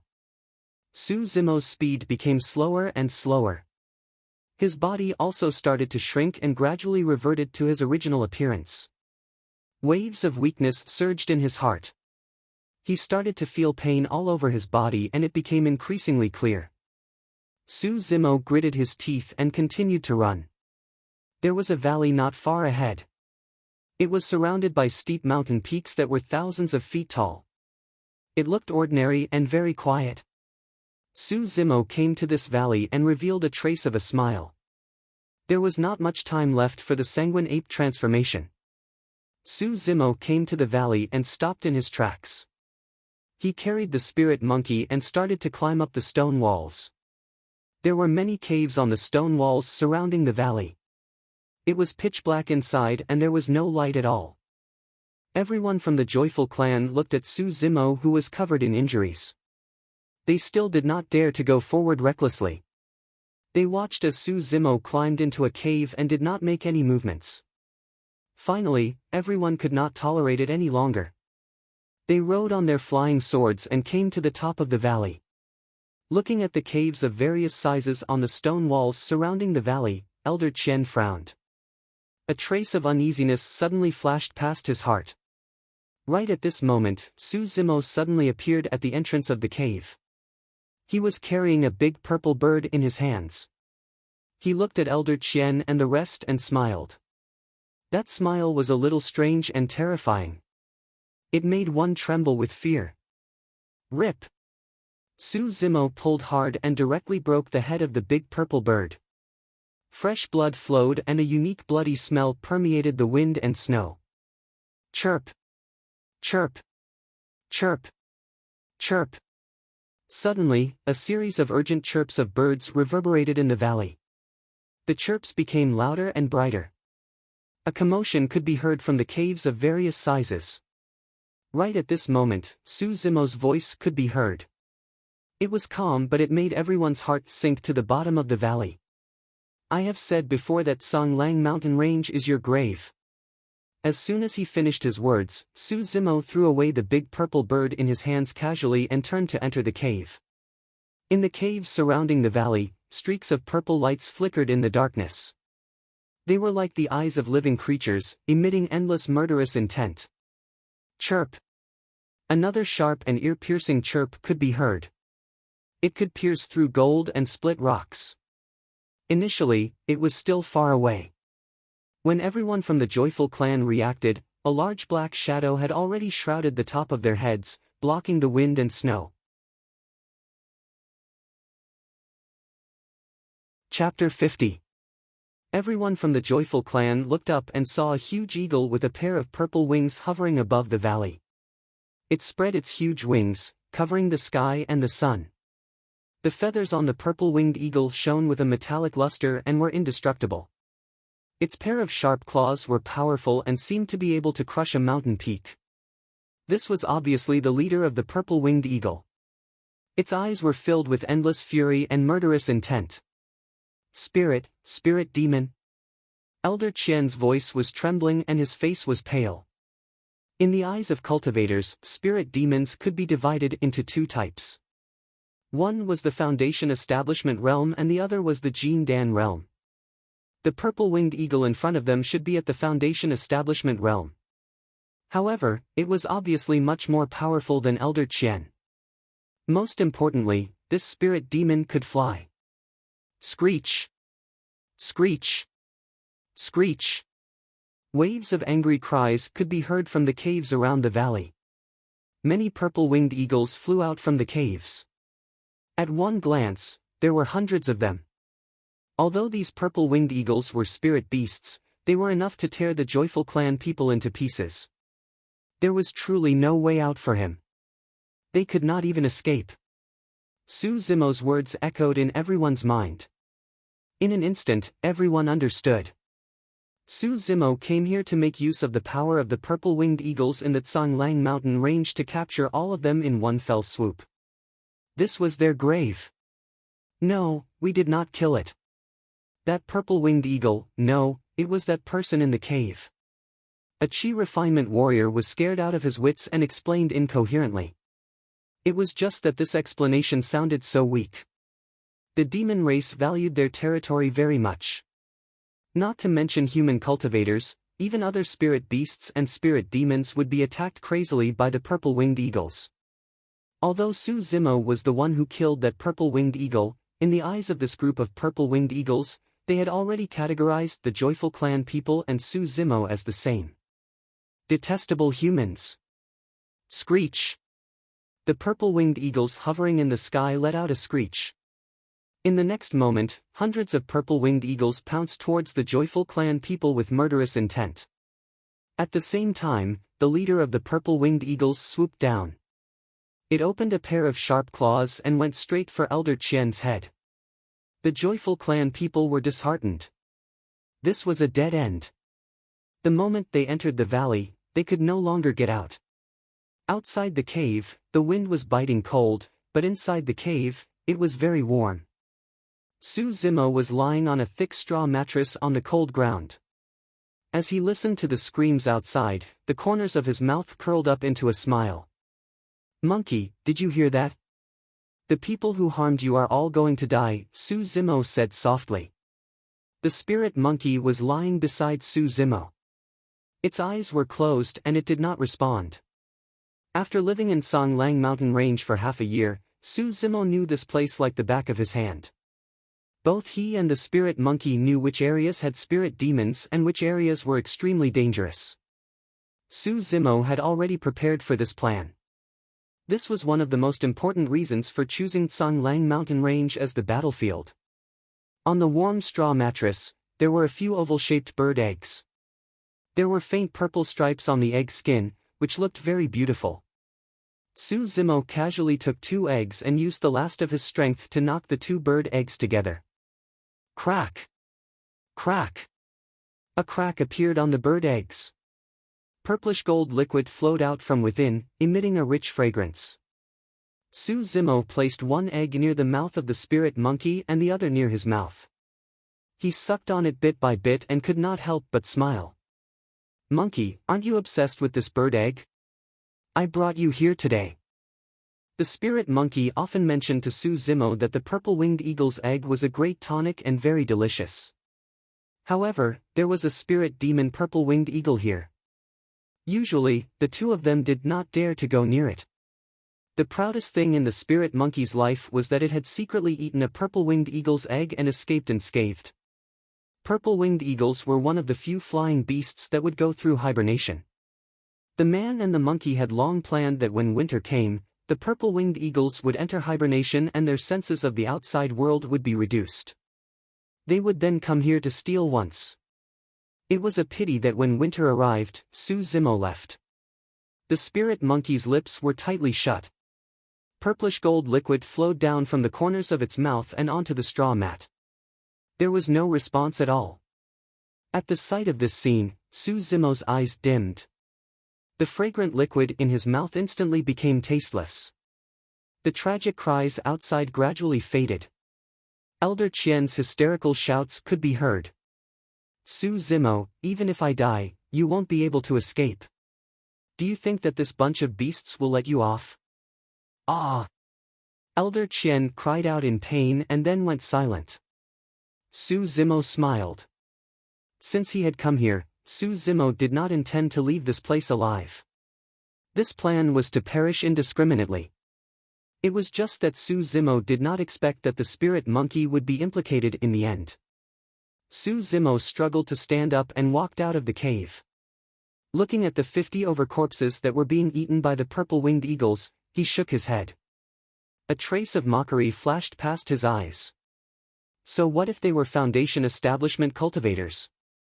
So what if they were cultivators? In the end, they would still die in a corner of this Tsanglang mountain range. No one would know. In fact, rather than saying that the Joyful Clan people had died under the purple-winged eagle's food, it was better to say that they had died in Su Zimo's scheme. From the moment the Joyful Clan people entered Tsanglang mountain range, they had already fallen into an invisible net. They were led by Su Zimo and walked step by step towards the abyss of death. In midair, the leader of the purple-winged eagles sensed something and suddenly lifted its head. Its cold gaze landed on Su Zimo. Its murderous intent was as sharp as a knife. Su Zimo had seen it on the first night in Tsanglang mountain range. The purple-winged eagles gradually stopped eating. They flapped their wings in midair and stared intently at Su Zimo.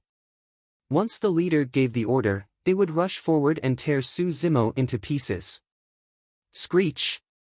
The spirit demon-level purple-winged eagles lifted their heads and screeched. Swoosh! Many purple-winged eagles swarmed over like a raging purple sea. In the next moment, they would drown Su Zimo. In the face of impending death, Su Zimo's expression was calm. He did not retreat or panic.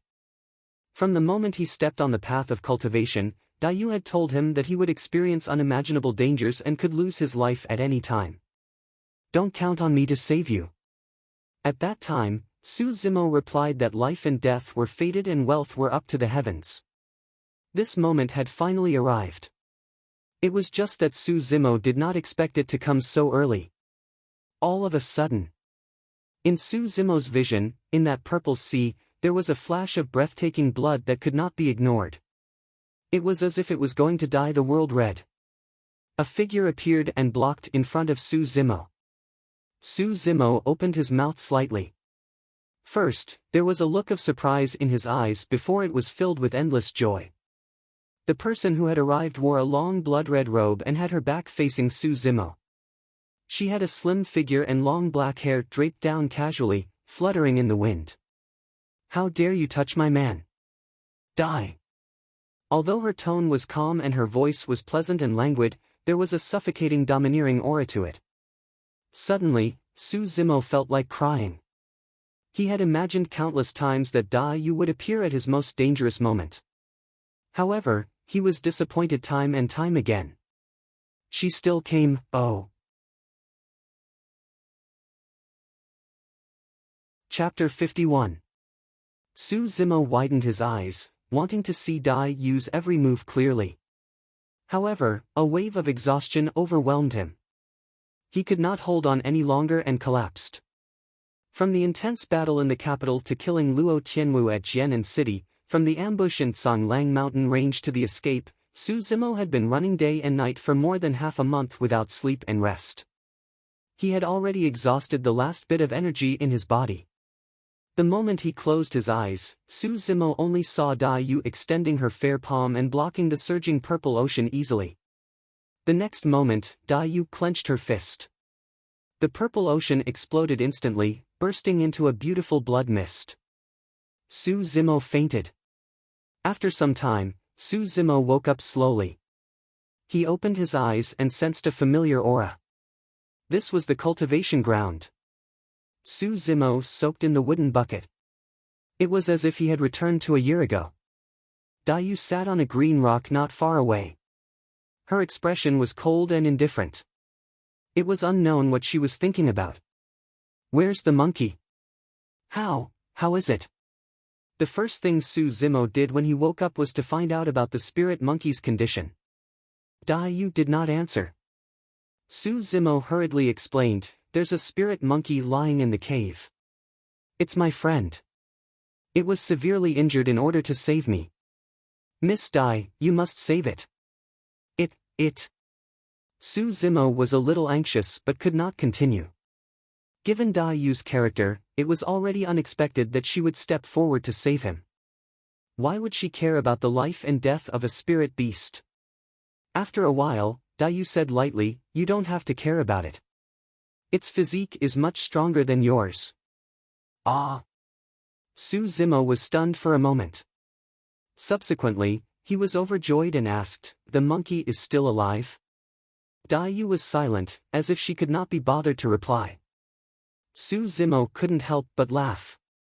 He nodded and muttered to himself, "Not bad, not bad. Since I survived, and the damned monkey's physique is stronger than mine, it must still be alive." Putting aside his worries, Su Zimo was puzzled. He could not help but ask, "Miss Dai, although I'm not a demon, after cultivating the mystic classic of the 12 demon kings of the great wilderness, why is my physique still inferior to that damned monkey?" The corner of Yu's mouth twitched. "You've only cultivated body tempering, tendons transformation and bones strengthening. The most difficult part of this cultivation method and the most significant changes to one's physique are at the back. You are still far from it." Su Zimo nodded and looked at his body. He found that his right arm, which was almost crippled, was now intact. There were no wounds on his body. "How long have I slept?" Su Zimo asked. 10 days. Su Zimo was secretly shocked. He had suffered such serious injuries and thought that he was lucky to be alive. There was no way for him to recover fully. To think that he would recover fully in 10 days after being rescued by Yu. Not only that, after this battle, Su Zimo could clearly feel that his physique had become stronger, his strength was greater and his bones were tougher. He had already reached the realm of lesser mastery of bone strengthening. This method could be said to be reviving the dead. Was there anything that Yu could not do? Although Yu had warned Su Zimo not to ask about her background, Su Zimo often pondered about it in private. Who exactly was Yu? What cultivation realm was she at? Suddenly, Su Zimo sensed something and looked up. On the green stone, Yu looked at Su Zimo quietly. Her eyes were like water, clear and moving, rippling with light. For some reason, Su Zimo suddenly felt flustered. "Miss Yu, I'm leaving." Su Zimo's expression froze and his mind went blank. "You're not coming back." "That's right." Su Zimo went silent and was in low spirits.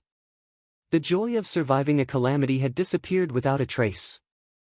Yu said, "I can't teach you anymore in the future, so I planted a spirit root for you. It won't be any weaker than a heaven spirit root. You can find a sect to cultivate in from now on." "You can plant a spirit root?"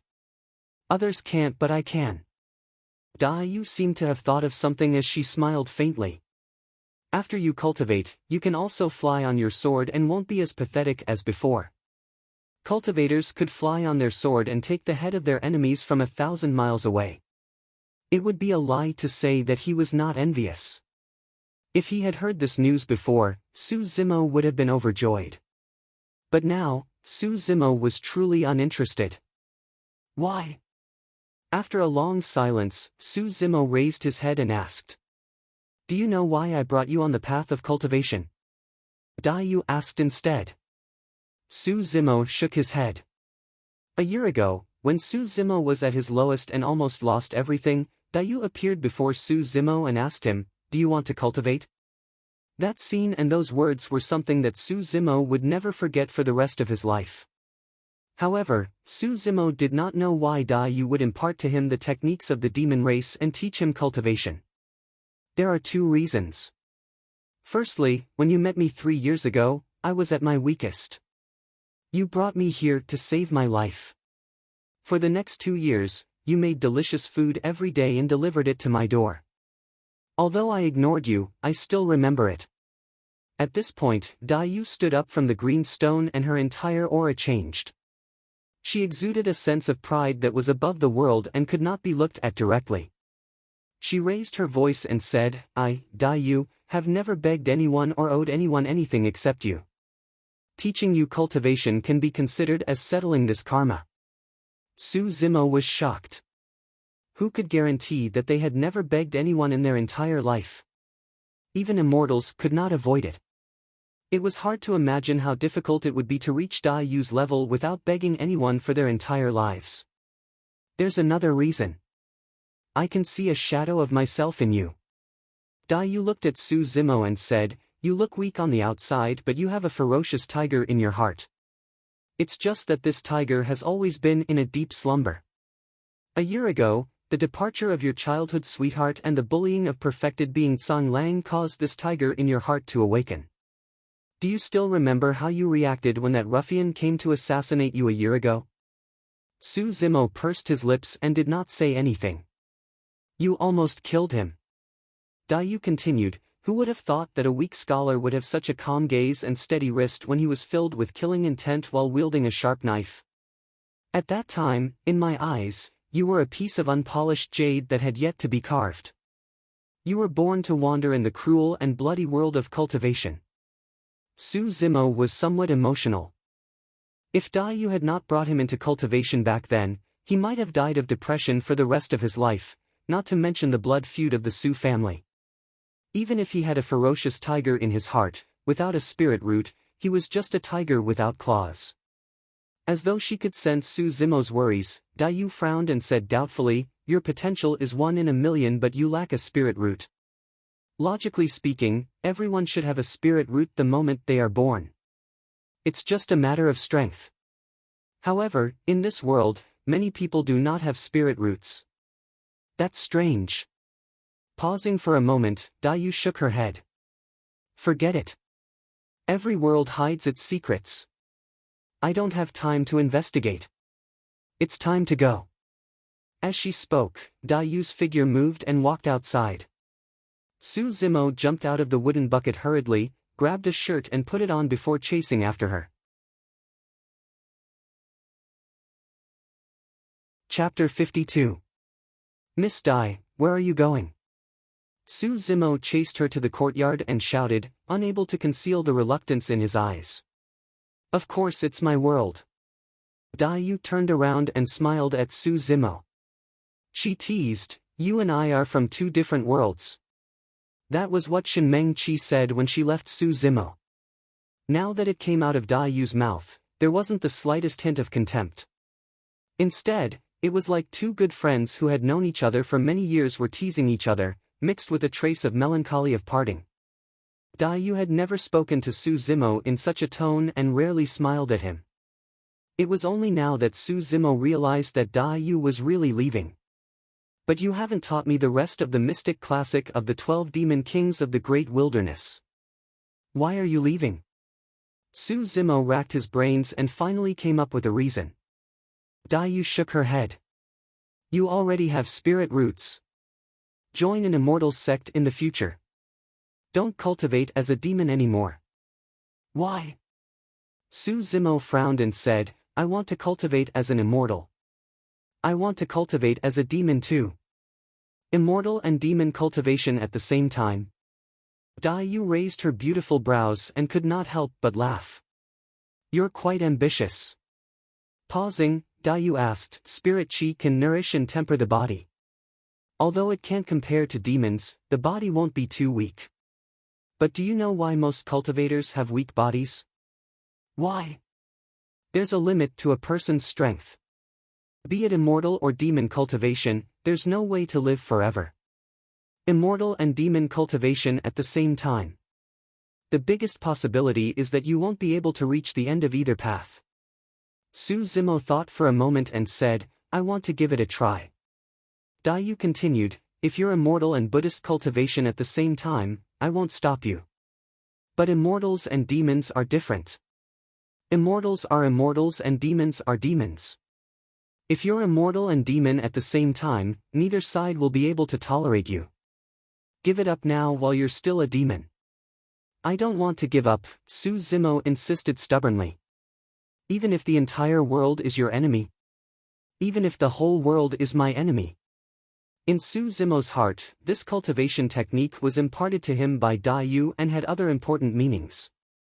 Even if the world stopped him, he would continue to cultivate it.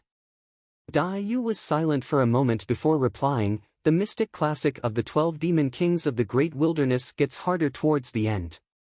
You won't be able to master it without me by your side. Looking at Su Zimo's stubborn gaze, Dai Yu sighed softly and finally compromised. Dai Yu's eyes flashed with a demonic light. A few scriptures appeared in Su Zimo's mind. Dai Yu looked at Su Zimo and said gently, this is the scripture at the back. Remember it. If you can't cultivate it, don't waste your energy on it. Also, if that monkey in the Tsang Lang mountain range is in trouble in the future, help him. Hearing this, Su Zimo's eyes flashed with understanding. Dai Yu had arranged for him to train in Tsang Lang mountain range for another reason. Without the spirit monkey, Su Zimo would not have been able to master the Sanguine Ape 3 styles within a year. Without the spirit monkey, Su Zimo would not have activated the Sanguine Ape transformation. Although Dai Yu did not appear during that 1 year in Tsang Lang mountain range, she had been watching Su Zimo. Otherwise, she would not have appeared at the last moment. After all, Dai Yu was concerned about him. Su Zimo looked at Dai Yu quietly. His gaze was scorching and unreasonable, as if he wanted to imprint Dai Yu's appearance deeply in his memory. If you want to cultivate both immortality and demonic, you will experience unimaginable hardships. But remember, these hardships will make you stronger. There is a saying in the Avatamsaka Sutra of Buddhism that I will give you. If you want to be a dragon or elephant, you must first be a horse or a cow. With that, Dai Yu turned around and waved at Su Zimo with her back facing him. Dai Yu took a step forward and arrived in midair. Under Su Zimo's gaze, her graceful figure disappeared and she transformed into a blood-colored butterfly. There were 2 bright crescent moons imprinted on her wings. I have left you 3 things. The first is the spirit root in your body. As for the remaining 2 things, you might be able to use them in the future. Dai Yu flapped her wings and the surrounding space collapsed and shattered instantly. Cracks appeared and one could vaguely see the dark and gloomy void. Chilly winds blew and it was heart-palpitating. The butterfly flew into the darkness and gradually disappeared. Dai Yu! Su Zimo ran a few steps and shouted in the direction that Dai Yu left. I will look for you. The space gradually returned to normal and the cracks healed. At this moment, a voice came from the depths of the void. Sure, I will wait for you. Dai Yu transformed into a butterfly and left. It was only until the moment that Dai Yu left that Su Zimo realized that he had such a strong attachment and dependence on Dai Yu in his heart. Su Zimo stood at the same spot, recalling the bits and pieces that happened here a year ago. For a moment, he was in a daze. The morning sun rose and the sunlight broke through the fog. Unknowingly, Su Zimo stood under the peach blossom tree for an entire night, not moving at all. Finally, Su Zimo raised his head and looked into the distance. His eyes regained clarity and he hid the sorrow and reluctance in his heart. He took a deep breath and turned to leave. Su Zimo stopped in his tracks when he passed by the Su family's residence. Logically speaking, everyone in the Su family should be hiding in the Sky Treasure Pavilion in Songlang City. However, at this moment, the door of the Su family's residence was wide open and there were faint voices coming from inside. Su Zimo was puzzled and walked in. Second young master. Second young master is back. When the people in the Su family saw Su Zimo, they hurried to greet him. Not long after, Su Hong led everyone out to welcome him. Zimo, are you all right? Su Hong went forward and grabbed Su Zimo's shoulders, sizing him up. I'm fine. Su Zimo shook his head and asked, why aren't all of you in the Sky Treasure Pavilion? Song Chi said, we were planning to leave Pingyang town but a lady in a red robe suddenly appeared and stopped us. As if recalling this scene again, Song Chi's eyes revealed deep shock. He said, this lady is so powerful. She can leave the ground and soar into the sky without any external help. She is at least a Jin Dan cultivator. She asked us to wait here and she will bring you back, second young master. Then she disappeared before our eyes. At this point, everyone in the Su family could not hide the shock in their eyes. Su Zimo lowered his head. No one noticed the loneliness and sadness in his eyes. Zimo, that lady is your master, right? Everyone in the Su family vaguely guessed that the mysterious lady was the reason why Su Zimo could transform from a weak scholar to a powerful cultivator who could kill Qi refinement warriors. She is not my master. Su Zimo shook his head. Although Dai Yu taught him demonic cultivation, Su Zimo had never treated Dai Yu as his master. Where is this lady then? No matter what, the Su family has to thank her. We cannot neglect her, Su Hong asked again. She has left. Su Zimo said softly. Everyone was silent. Su Zimo composed himself and smiled. He asked, "Brother, what are your plans next?" The Su family's situation was very special. They could not go to the country of Yen and the country of Qi could not accommodate them. They could only leave their hometown and settle down in other vassal states. I don't know either. Su Hong sighed softly. He looked in the direction of the country of Yen and murmured, "I can't bear to leave after all." At this moment, a black-armored cavalry galloped from afar. Before he even got close, he shouted, reporting to young master, "The Yen kingdom's army is attacking." Dust is billowing everywhere. There are at least hundreds of thousands of people, and there are traces of cultivators among them. Chapter 53. The Army of the Country of Yen. Su Hong frowned and asked doubtfully, "The country of Yen is leaderless. The most important thing should be to elect a new king to stabilize the morale of the army. Why would they lead an army to attack us? This doesn't make sense." Uncle Zheng shook his head too. Hundreds of thousands of soldiers and horses are almost the entire military strength of the country of Yen. Why would they do this just for the Su family? Cultivators? There was a cold glint in Su Zimo's eyes. He thought to himself, it must be the Joyful clan. 10 days ago, the Joyful clan sent out hundreds of cultivators to kill Su Zimo. In the end, all of them died in Songlang mountain range. The Joyful clan could not take this lying down. Moreover, be it the Su family or Su Zimo, they did not have much interaction with the cultivation world. The only enemy they had was the Joyful clan. "Big brother, bring the Su family members and retreat to Songlang city first." "I will be there soon," Su Zimo said in a low voice. As soon as he finished his words, Su Zimo sensed something and looked into the distance. At the end of the horizon, there was a troop of more than 1,000 people galloping towards them. The scary thing was that this troop was made up of cultivators and they were flying on their swords in midair.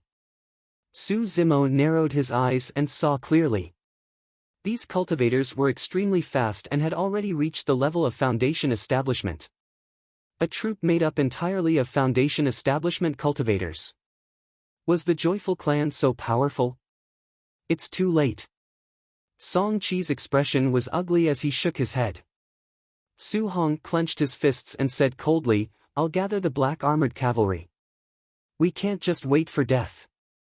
"Wait a minute." Su Zimo stopped Su Hong and shook his head. "Don't act rashly. Let's observe the situation first." Be it Su Hong or Song Qi, they had never fought with foundation establishment cultivators before. However, Su Zimo was very clear about the abilities of foundation establishment cultivators. If a troop made up of more than 1,000 foundation establishment cultivators were to attack with all their might, even 50,000 black armored cavalry would not be able to escape death, let alone 5,000. This was not Songlang mountain range. Su Zimo was not even a match for one foundation establishment cultivator, let alone a troop made up of more than 1,000 foundation establishment cultivators. All he could do now was wait. Not long after, more than 1,000 foundation establishment cultivators arrived in the sky above Pingyang town. They were dressed in the same uniform and their gazes were resolute. Their every movement exuded an iron-blooded killing intent. They did not seem like cultivators but more like an army. In front of the 1,000 or so foundation establishment cultivators, a luxurious carriage floated in the air. Although no one was carrying it, it floated steadily in the air. There was a sparkling and translucent bead curtain hanging in front of the carriage, and there seemed to be a person sitting inside. Under the cover of the bead curtain, the person's appearance could not be seen clearly. Everyone in the Su family was shocked.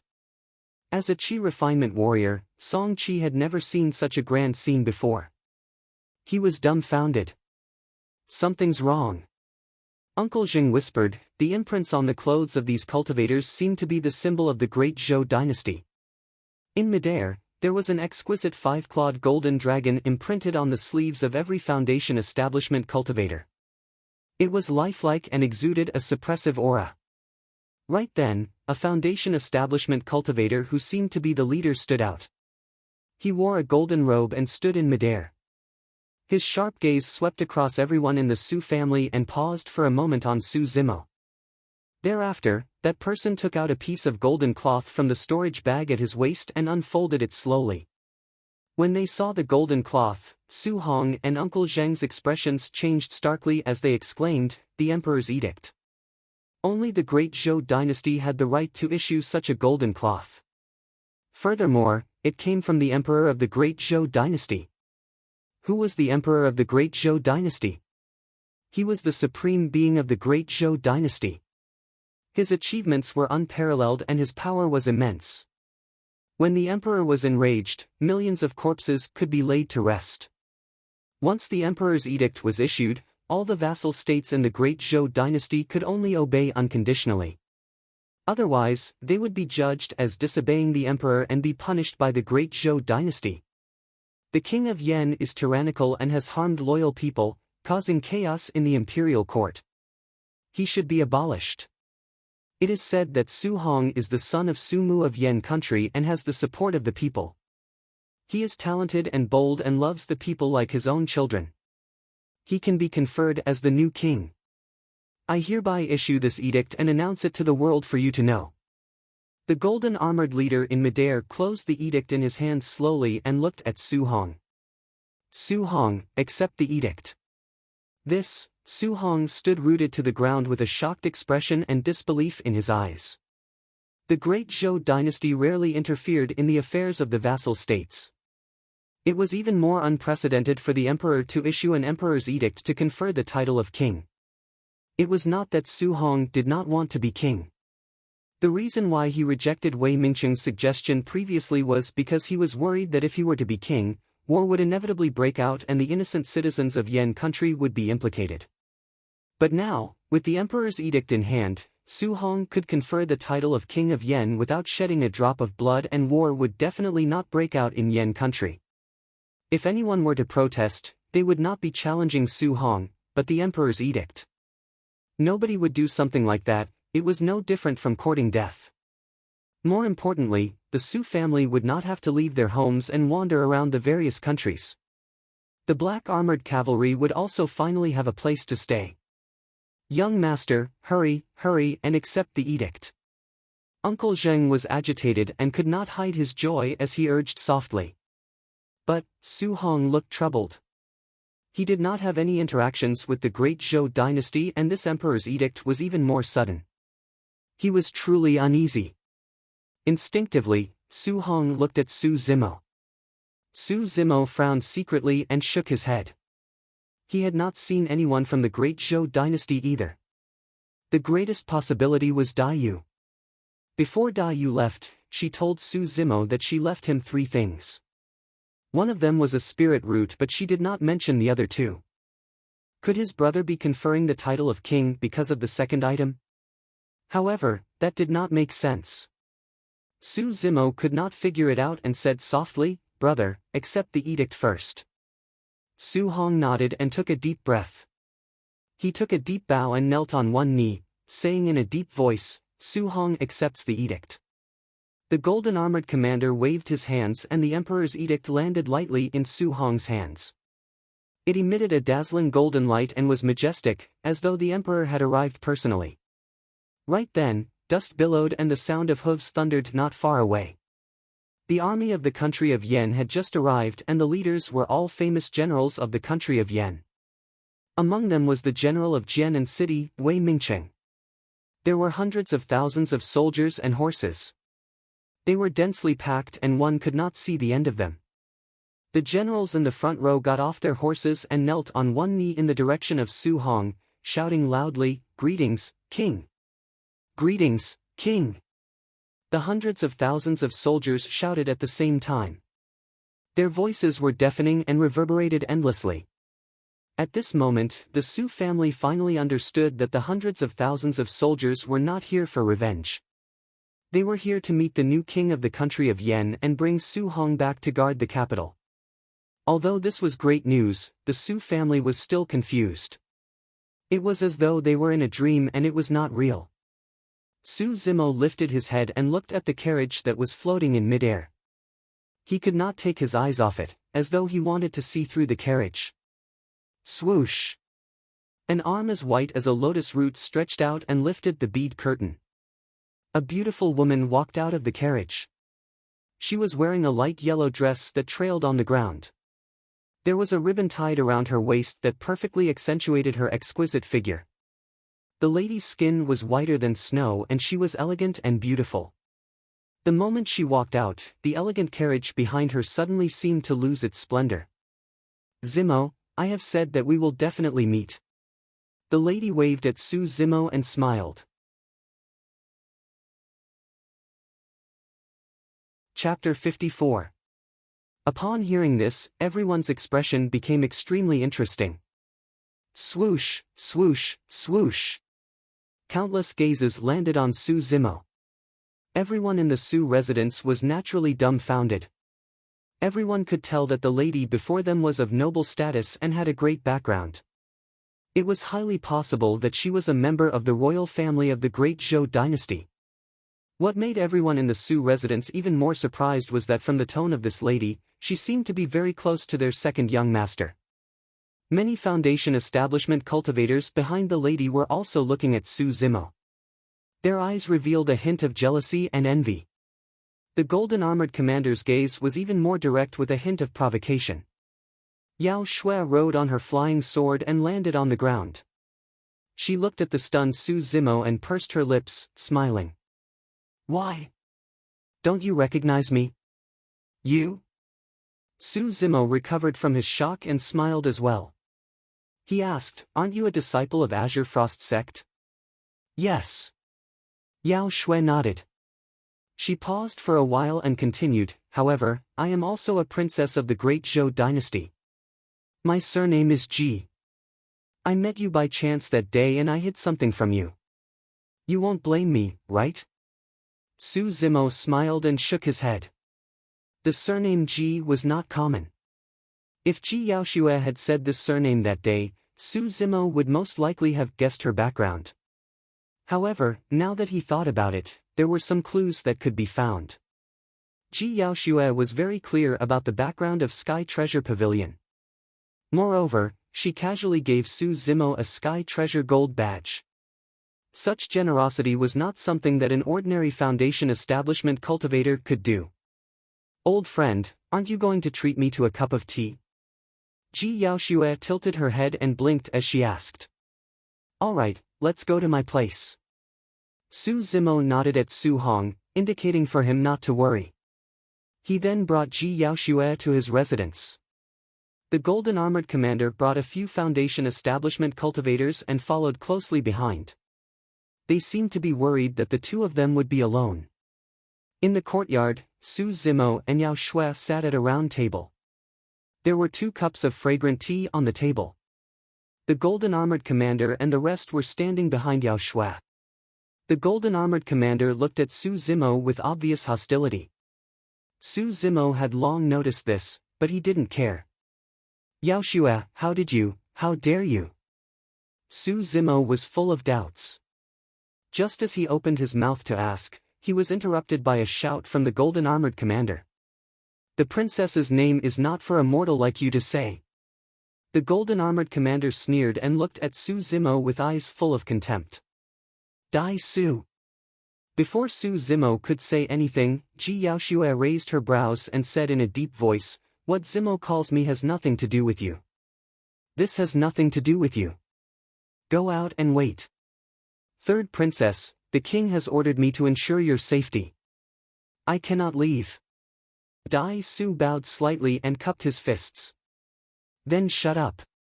Ji Yaoxue glared at Dai Su and gave him a warning. Yes, your highness. Dai Su's expression was ugly. He glared fiercely at Su Zimo and agreed. Su Zimo's expression was calm. He ignored Dai Su's provocation and didn't even look at him. Ji Yaoshua smiled apologetically at Su Zimo and said, "A few days ago, a secret order from Sky Treasure Pavilion was sent to the dynasty. I happened to see it then. From the description in the secret order, I guessed that you were the one who killed the king of Yen. Hence, I begged my father to write an imperial edict and brought people over." Although Ji Yaoshua didn't mention some things, Su Zimo could guess. Before this, the background of the Su family had probably been thoroughly investigated. "Zimo, are you satisfied with this arrangement?" Ji Yaoshua asked with a smile. "Pretty good." Su Zimo nodded. With this imperial edict, not only would Su Hong be conferred the title of king without shedding any blood, the surrounding vassal states would also not dare to invade the borders of the Great Yan. This favor could not be said to be small. However, there were some things that Su Zimo wouldn't talk about. Instead, he would remember them in his heart. "Why did you bring so many foundation establishment cultivators over?" Su Zimo asked again. Ji Yaoshua frowned slightly and said, "After I returned to the sect, I investigated the Joyful Clan. I found out that the cultivators of the Joyful Clan were evil. They often raped women and used their yin to supplement their yang to increase their cultivation. Hence, I wanted to bring people to eradicate this clan." But Ji Yaoshua paused for a moment. There was a flash of confusion in her eyes. "But what?" Su Zimo vaguely guessed the reason and asked without batting an eyelid. Ji Yaoshua continued, "But I found out that more than 100 Joyful Clan cultivators had died in Songlang mountain range. Moreover, there were obvious traces of a fight. It's as if they were chasing after someone, but got killed instead."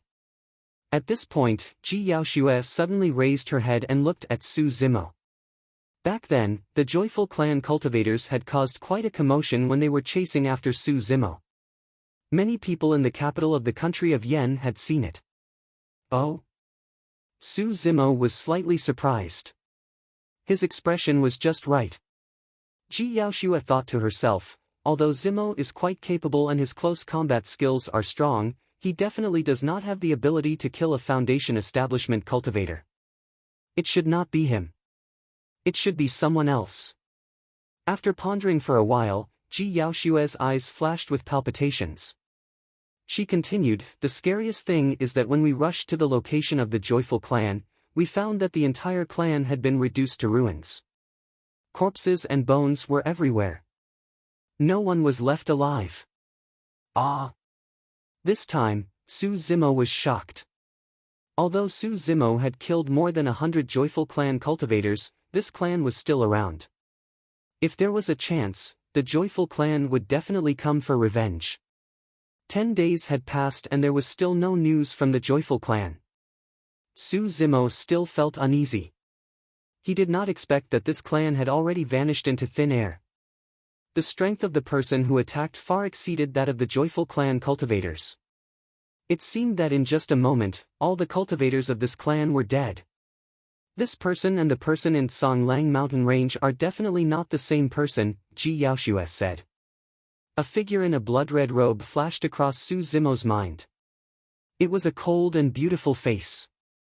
According to what Ji Yaoshua said, Su Zimo could not think of a second person who had such capabilities and would do such a thing. Before Da Yu left, she must have been worried that the Joyful Clan would take revenge on him. That was why she took drastic measures and wiped out a clan directly to remove his worries. However, Su Zimo would definitely not say this out loud. Ji Yaoshua heaved a long sigh. She smiled and said, "Let's not talk about this anymore. Apart from appointing a new king for the country of Yen, I actually have another matter to look for you." "What is it?" Su Zimo asked.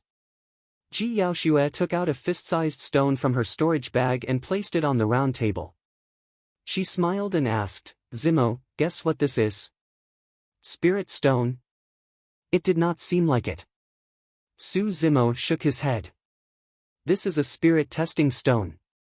It can test whether a person has a spirit root or not. It can also test the grade of the spirit root." Ji Yaoshua explained, "Zimo, with your capabilities, if you have a spirit root, even if it is the most ordinary one, your future achievements will not be too low. Moreover, the clan has already promised me that I can bring someone with a spirit root into the clan. Even if it is the most ordinary pseudo-spirit root, it is fine. Zimo, quickly try it. Chapter 55. Su Zimo looked at the spirit testing stone on the round table and did not extend his hand. Instead, he seemed to be deep in thought. Before Dai Yu left, she had already planted a spirit root in him that was not weaker than a heaven spirit root. Su Zimo did not doubt that at all. However, upon hearing Ji Yaoshue's last sentence, another thought flashed through Su Zimo's mind. Seeing that Su Zimo did not extend his hand, Ji Yaoshue thought that he did not understand her sect and explained, in the territory of the Great Zhou dynasty, there are 5 sects that are the strongest. Azure Frost sect is one of them. Zimo, you can rest assured. Su Zimo's heart skipped a beat and he suddenly asked, what are the other 4 sects? The 5 sects are Iridescent Clouds Palace, Southern Mountains sect, True Fire sect, Azure Frost sect and Misty Peak. Su Zimo lowered his head and gently blew at the tea leaves floating on the tea. Upon hearing the words Iridescent Clouds Palace, a cold glint flashed across his eyes. Su Zimo raised his head with a normal expression and asked, to join the 5 sects, the requirements for spirit roots are not low, right? Yes. Ji Yaoshue nodded. To join the 5 sects, the worst spirit root must be a superior class spirit root. Pseudo or ordinary spirit roots will not do. However, Zimo, don't worry. Even if you have a pseudo spirit root, I can still bring you into the sect. Spirit roots were divided into 5 grades: pseudo spirit root, ordinary spirit root, superior class spirit root, earth spirit root and the rarest heaven spirit root. In other words, for Zhou Dingyun and Shen Meng Qi to be chosen by perfected Song Lang of Iridescent Clouds Palace, they must have at least a superior class spirit root or even better. Su Zimo smiled and sipped his tea. He asked casually, are there any grudges between the 5 sects? Or rather, which of the 5 sects is stronger? Grudges? Ji Yaoshue shook her head. I'm not sure about that. However, Iridescent Clouds Palace and True Fire sect are very close and have always had a good relationship. The strength of the 5 great sects is about the same, each with their own strengths. Among them, Misty Peak is the most mysterious. In the Darzhou dynasty, a sect competition is held every 10 years, and all the sects within the territory of the dynasty can participate. No matter if it's in battle, alchemy, equipment refinement, or talisman crafting, the members of the 5 great sects practically occupy the top 10 positions. Su Zimo narrowed his eyes thoughtfully. Since True Fire sect and Iridescent Clouds Palace were close, Su Zimo would definitely not choose either of them. As for joining Azure Frost sect, Su Zimo wanted to give this opportunity to Su Hong and Su Xiaoning. He wanted to see who would have this opportunity. Only the Southern Mountains sect and Misty Peak were left for Su Zimo to choose from. Su Zimo asked again, among the 5 biggest sects, which one is the closest to the Yen Kingdom? Ji Yaoshue took out a map made of beast skin from her storage bag. After taking a closer look, she said, the closest one is Misty Peak. Su Zimo nodded and did not say anything else. Zimo, why are you asking about this? Hurry and test your spirit root, Ji Yaoshue urged again. Su Zimo chuckled. A cultivator has already checked for me. He said that I don't have a spirit root, so I can't test it. Ah! Ji Yaoshue could not hide the disappointment in her eyes. She seemed indignant as she persuaded again, perhaps that person saw wrongly. Test it again. Su Zimo said in a low voice, Yaoshue, this is a rare opportunity. I have 2 relatives and I want them to try to see if they have a chance to join Azure Frost sect. This sounds good. Ji Yaoshue hesitated for a moment before agreeing. Su Zimo stood up and thanked her. After a while, he brought Su Hong and Su Xiaoning over. He briefly explained the origin of the spirit testing stone and asked them to test it. Su Hong waved his hand and shook his head. I don't need to test it. Even if I have a spirit root, I can't cultivate. Among the three of us, one of us has to inherit our father's ambition. Xiaoning, go and test it. Su Xiaoning looked hesitant, as if she was afraid. She looked at Su Zimo pleadingly. Su Zimo smiled. He held his sister's hand and led her to the round table. He said gently, "Don't be afraid. Just hold this stone." Su Xiaoning nodded her head solemnly. She seemed to have made up her mind and went forward to hold the spirit testing stone. The moment Su Xiaoning held the spirit testing stone, 5 different colors of light flashed on the spirit testing stone. Su Xiaoning had never seen such a scene before. She was shocked and instinctively threw the spirit testing stone away. The 5 lights represented the 5 elements of metal, wood, water, fire and earth. They were the worst spirit roots, pseudo-spirit roots. Su Zimo was elated. No matter what, this meant that Su Xiaoning had a spirit root and could join one of the 5 major clans, Azure Frost Sect. In fact, even without Ji Yaoxue, Su Zimo could also join Azure Frost Sect with the spirit root planted by Dai Yu. However, Su Zimo vaguely sensed something and wanted to keep a distance from Ji Yaoxue. Who was Ji Yaoxue? She was the 3rd princess of the Great Zhou dynasty. Su Zimo knew his place. Now that they met, he had already attracted the hostility of Ji Yaoxue's guard. If he got too close, he might get into trouble. It was not that he was afraid. It was just that he was not strong enough to protect himself. However, Su Xiaoning was different. After all, she was a girl and would not attract the hostility of others. Indeed, at the sight of this, a glint of joy flashed across Dai Su's eyes. He heaved a sigh of relief and seemed to let down his guard. Su Zimo looked at Ji Yaoxue with a solemn expression and said in a deep voice, "Since that's the case, bring Xiaoning and leave. Xiaoning is timid and has never traveled far. In the future, please take care of her when she cultivates in Azure Frost Sect." "Don't worry, I'll take good care of her," Ji Yaoxue said.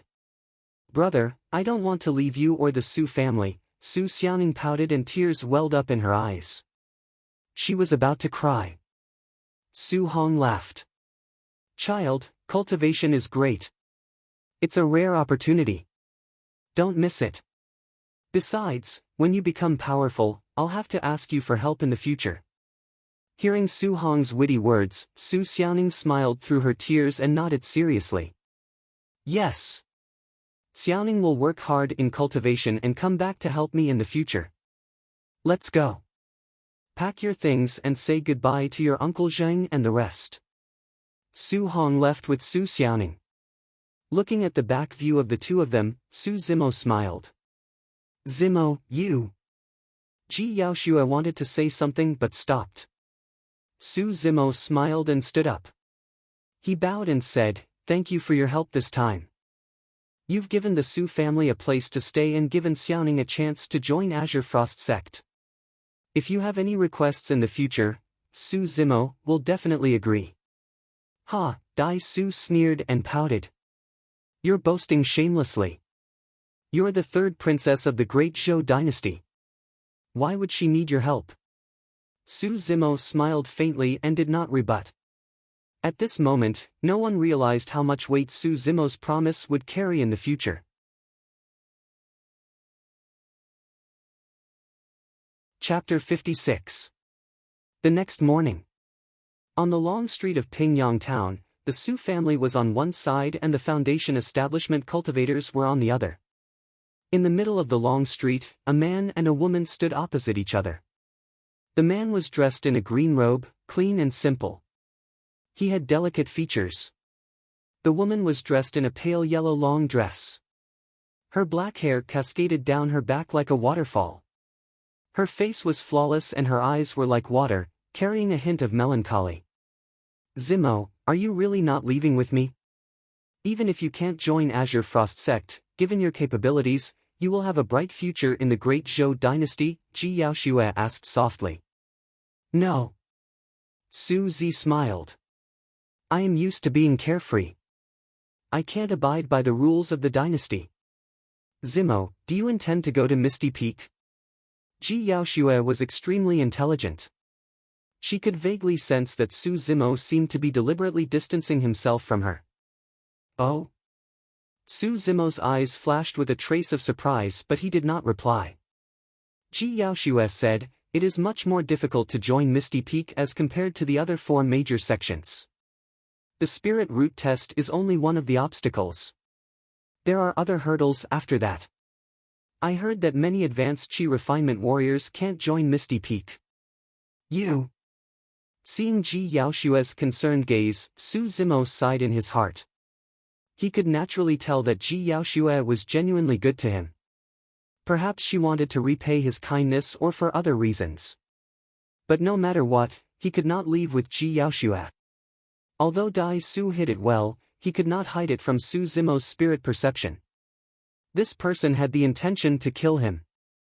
It would be fine if this intention came from Dai Su himself. But if it was the intention of the emperor of the great Zhou dynasty, it would be devastating to Su Zimo and the Su family.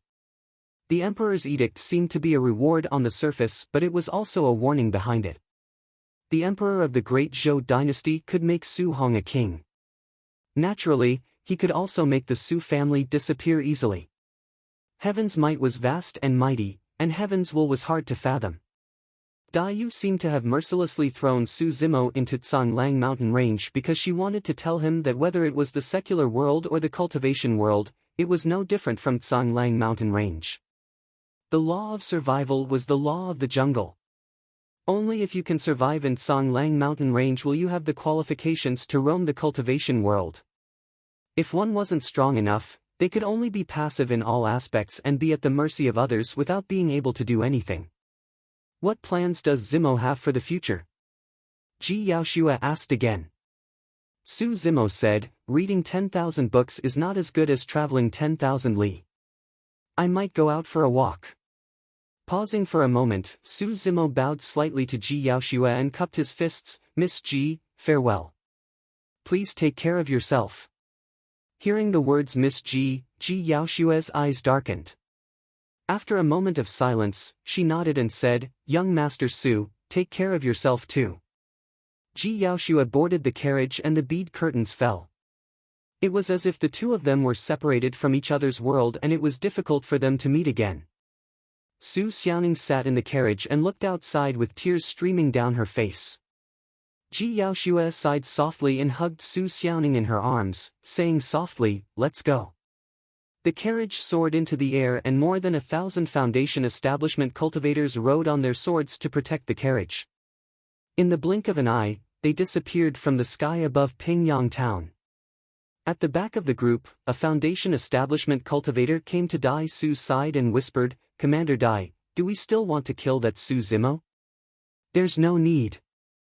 At least he knows what's good for him and did not go overboard," Dai Su sneered. Dai Su sneered, "He's just a mortal, a frog at the bottom of a well. Let him fend for himself." In the carriage, Su Xiaoning seemed to be overwhelmed with grief. She fell into Ji Yaoxue's arms and closed her eyes in a deep sleep. The tears at the corners of her eyes had yet to dry. Ji Yaoxue stared at the bead curtains in front of her in a daze. Her eyes were dim and there was a hint of sorrow in her brows that made one's heart ache. "Princess, don't be sad over that person. It's not worth it," Dai Su said softly outside the carriage. Ji Yaoxue seemed to have not heard him. Dai Su continued, "Princess, one of you is a phoenix in the sky and the other is an ant on the ground. He's not worthy of you." Ji Yaoxue frowned and looked at Su Xiaoning who was still sleeping in her arms. She then turned and said softly, "If he's an ant on the ground, what are you? You don't have to care about my matters. You're not qualified." Ji Yaoxue's tone was stern but she lowered her voice, afraid that she would wake Su Xiaoning up. "Princess, don't blame me for being nosy. You'll definitely become a Jin Dan in the future and have a lifespan of 500 years. He's just a mortal with a lifespan of less than 100 years.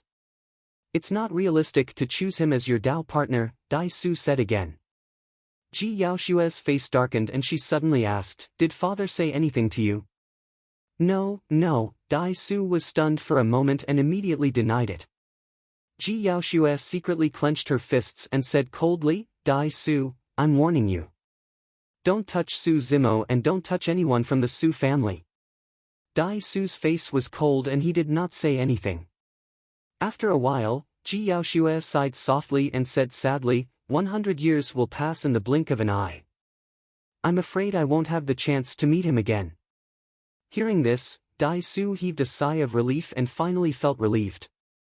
At this moment, Ji Yaoshue had already realized that if she were to get too close to Su Zimo, what she would bring to Su Zimo was not a chance encounter but destruction. Ji Yaoshue was dejected and did not notice that Su Xiaoning, who was lying in her arms, had her eyelashes fluttered but she did not open her eyes. Pingyang Town. Su Hong and the rest were also returning to the capital with the country of Yan's army. Zimo, why don't you follow me to the capital and stay for a while? Su Hong was going to the capital and would not return to Pingyang Town for a while. He was worried about leaving Su Zimo alone. Brother, go ahead. I'll stay in Pingyang Town for a while and then go out to explore. Don't worry about me, Su Zimo said. Su Hong frowned. The Su family's residence is empty and there's no one familiar in Pingyang Town. You're alone, I'm not alone. Su Zimo smiled. Su Hong was shocked. Su Zimo did not explain. He thumped Su Hong's chest and smiled. Go to the capital. Don't worry about me. If there's a chance, I'll go to the capital to visit you. Alright, we'll go then. Su Hong got on his horse and nodded at Su Zimo. He led the rest of the Su family and left under the protection of the country of Yan's army. The cold wind was blowing. In the snow, Su Zimo walked on the empty long street. His back view looked a little lonely. Xiaoning had left. Su Hong had left. It seemed that everyone had left him within a day. Su Zimo arrived at his own residence. When he pushed open the door, the snow seemed to have stopped and a faint warmth hit him. There seemed to be a woman in a blood-red robe standing under the peach tree. She looked both real and illusory. She looked back and smiled. Su Zimo was not alone. He did not feel lonely. When he returned here, it was as if Dai Yu was by his side. She watched him cultivate as she did in the past. She would kick and hit him from time to time. Su Zimo smiled and closed the door.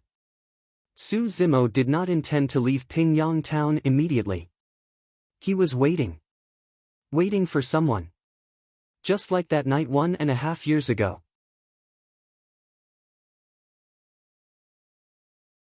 Chapter 57. Winter passed and spring came. 2 years ago, perfected Song Lang passed by Pingyang Town unintentionally and took away 2 people. However, he changed the fate of many people directly or indirectly. Zhou Dingyun was one of them. During the 2 years of cultivation in Iridescent Cloud's palace, Zhou Dingyun often thought that if it was not for perfected Song Lang, he would still be in the prison of Pingyang Town. He would be chewing on a cold bun, drinking cold water and thinking of ways to please the prison guards. But now, Zhou Dingyun was a Qi refinement warrior and a disciple of Iridescent Cloud's palace. Although he was only an outer sect disciple, every time Zhou Dingyun stepped into the mortal world, he could feel the awe and envy of the mortals around him. He could control the life and death of every mortal. Although he was only an outer sect disciple, he was still wearing the Dao robe of Iridescent Cloud's palace. When some cultivators from small sects saw him, even if their cultivation level was higher than his, they would show him respect. Zhou Dingyun enjoyed this feeling very much. However, this was not enough. Every time Zhou Dingyun enjoyed the glory of being a Qi refinement warrior, an image would flash across his mind uncontrollably. That night, there was no moon. He knelt in front of a green-robed scholar, begging him bitterly with tears and snot streaming down his face. This scene was like a thorn stuck deep in Zhou Dingyun's throat. For the past 2 years, he felt increasingly uncomfortable and unbearable. The higher Zhou Dingyun's cultivation level was, the more he could not forget this scene. No matter what achievements he had, it would be difficult to erase the humiliation that the scholar brought him that night. After cultivating, Zhou Dingyun was very clear that if he could not remove this thorn, it would definitely become his mental demon in the future. The way to remove this thorn was very simple. He would return to Pingyang town, kill that scholar and annihilate his family. Now, the time was ripe. Zhou Dingyun had an earth spirit root and had cultivated to level 8 qi condensation within 2 years. This speed was definitely one of the fastest among his peers. Of course, Shen Meng Qi, who joined the sect at the same time as him, had a heaven spirit root. She had cultivated to perfected qi condensation and was only one step away from breaking through to the foundation establishment realm. Of course, I can't compare to senior sister Shen. But level 8 qi condensation is enough. I'm afraid there is no qi refinement warrior in the entire Pingyang town. Pingyang town was just in front of him. Zhou Dingyun's blood was instantly boiling and he could not help but laugh. In the eyes of ordinary people, there was nothing more prideful than returning home in glory. But now, Zhou Dingyun had returned as a qi refinement warrior. This was much better than returning home in glory. Not only did Zhou Dingyun want to annihilate the Su family, make Su Zimo kneel in front of him and torture him mercilessly, he also wanted to smash the prison in Pingyang town into smithereens and kill all the prison guards who had once humiliated him. By the way, Su Zimo's sister is quite pretty. We can't kill her. Zhou Dingyun said with a lewd smile. It was late at night when Zhou Dingyun arrived at Pingyang town. The moon was dark and the wind was strong. It was no different from the night 2 years ago. The long street was empty. There was no one around. Zhou Dingyun rode on his flying sword and arrived outside Su Zimo's residence. Looking at the familiar mansion, Zhou Dingyun was filled with emotions. 2 years ago, when he came to assassinate Su Zimo, he had to climb over the wall carefully. But now, he could walk in openly. To be more precise, he flew in. He wondered what kind of expression Su Zimo would have when he saw him riding on his flying sword. Would he be scared silly? Would he immediately kneel down and kowtow to beg for mercy? Zhou Dingyun was looking forward to it. Zhou Dingyun came to the courtyard and looked around. This place was no different from 2 years ago. It was early spring and the peach tree in the courtyard had not changed. The peach blossoms were in full bloom and were falling. The only difference was that on the stone table under the peach tree, there was a big blood-colored bow and a long saber. Creak. The door of one of the houses in the courtyard suddenly opened. A scholar in green robes walked out. The scholar in green robes was holding a jar of wine in his hands. He looked calm as he came to the stone table in the courtyard. He sat down casually and poured 2 bowls of wine. He then looked at Zhou Dingyun who was in midair and said calmly, "Come down. I'll treat you to a drink." Zhou Dingyun was stunned. He had imagined the scene of the two of them meeting countless times. But the scene in front of him was not one of them. No surprise. No fear. No begging for mercy. Nothing at all. The scholar in green robes' calmness made Zhou Dingyun's murderous intent even stronger. What are you pretending for? Zhou Dingyun sneered secretly. He had already checked Su Zimo. There was no fluctuation of spirit energy in the latter's body. This meant that 2 years had passed and Su Zimo was still an ordinary person. Zhou Dingyun was fearless. He slowly landed in the courtyard and came to the stone table. He squinted at Su Zimo and suddenly asked, "You seem to have expected that I would come back?" "Yes." Su Zimo nodded.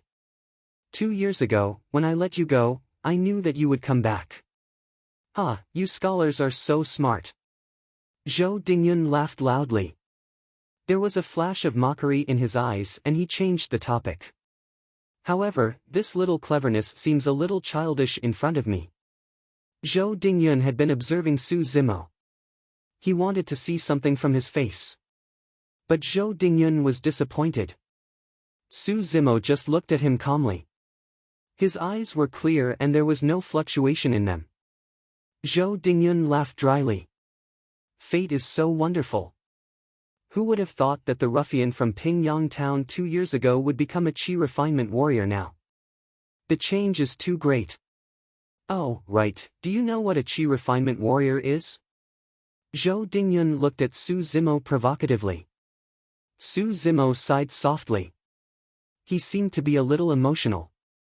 He nodded and said, "Yes, the change is too great.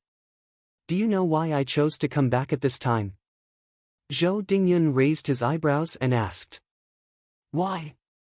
2 years ago, it was here, in this season, on such a night. It was the same two of us, but Zhou Dingyun no longer concealed the murderous intent in his eyes. He said coldly, "The ending tonight is completely different from 2 years ago." Su Zimo smiled and suddenly pushed the wine bowl in front of Zhou Dingyun. He nodded and said, "Drink." "Oh?" Zhou Dingyun immediately became alert. He did not understand why Su Zimo was so calm and collected. Looking at the bowl of wine in front of him, a thought flashed across Zhou Dingyun's mind. He could not help but sneer. "Second young Master Su, there must be something special in this wine. So, this is what you are relying on. Haha, it is a pity that I saw through it at one glance." Zhou Dingyun thought that Su Zimo had poisoned the wine. That was why he could not wait for him to drink this bowl of wine. There is nothing special in the wine, but there is something special in this bowl of wine. Su Zimo shook his head. "What is it?"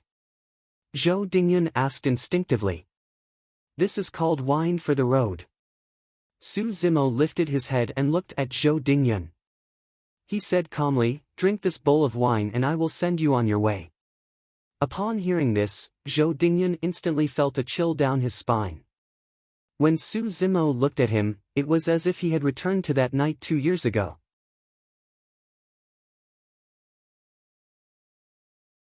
Chapter 58. Zhou Dingyun seemed to be in great shock. He stood up abruptly and took a few steps back. His palm touched the storage bag at his waist. He squinted his eyes and looked solemn. Calm down, calm down." Zhou Dingyun comforted him in his heart. "I am a level 8 Qi refinement warrior.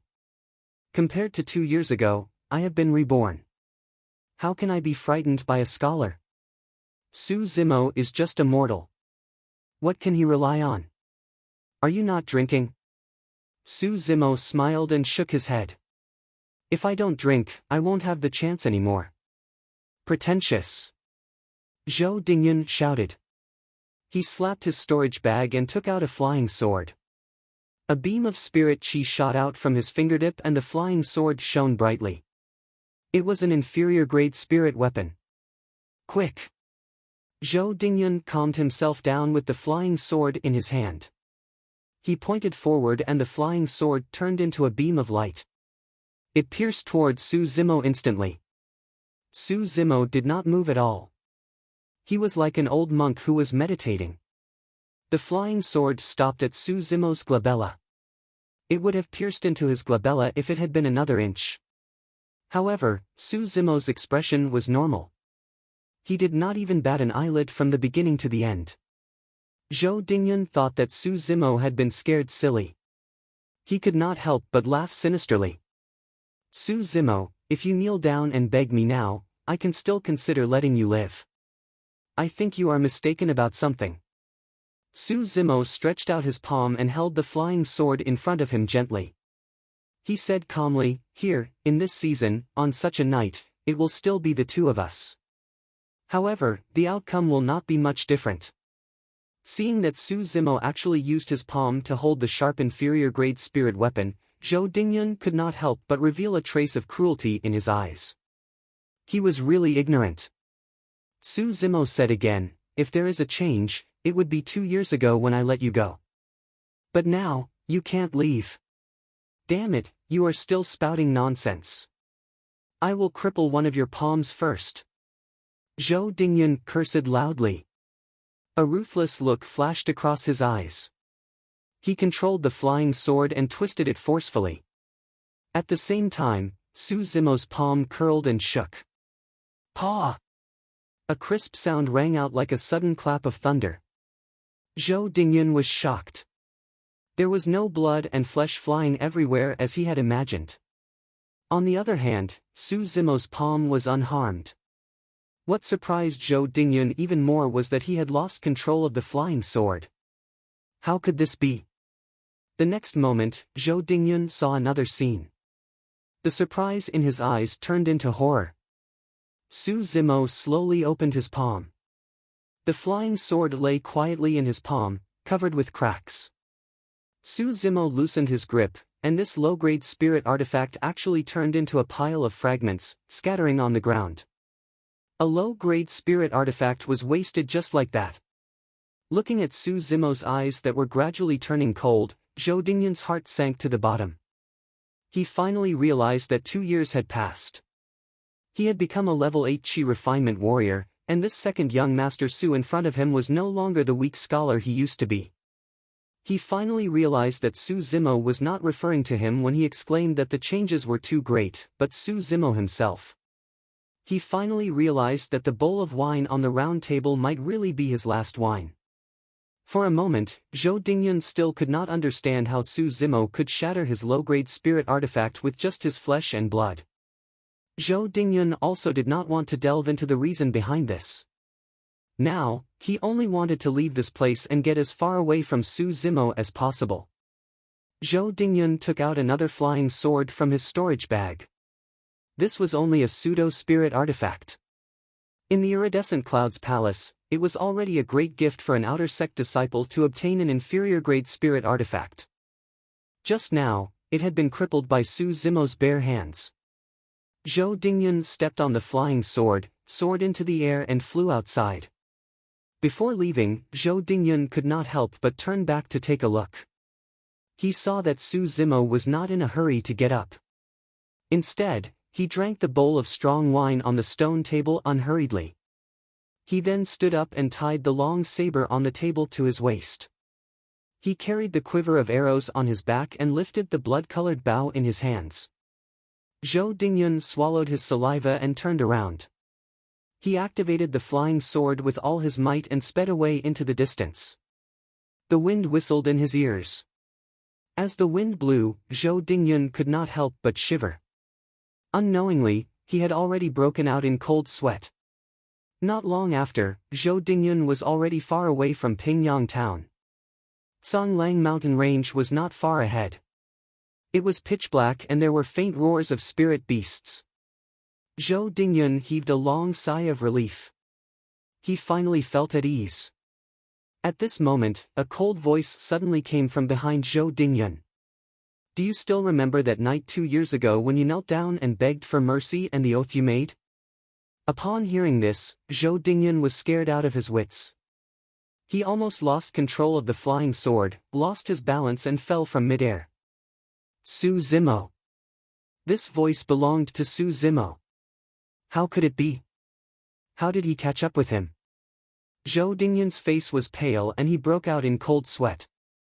As he activated the flying sword and sped forward desperately, he turned back to look. Su Zimo was following behind him. His expression was calm and he seemed to be walking casually. However, every step he took covered a distance of 20 to 30 feet. He did not use all his strength at all. At the thought of this, Zhou Dingyun felt as if he had fallen into an ice cellar. He felt chills all over his body. Su Zimo's voice sounded again. That night 2 years ago, you swore to the heavens that if you were lucky enough to join an immortal sect in the future, you would not seek revenge on me. Otherwise, you would die from arrows piercing through your heart. Ah! If that's the case, I'll fulfill your wish. Upon hearing this, Zhou Dingyun finally understood the purpose of the blood-colored longbow on the stone table. Don't! Zhou Dingyun hurriedly turned around. He had just said one word when his vision was shrouded by a black shadow. Woo woo woo. More than 10 sharp arrows arrived in an instant.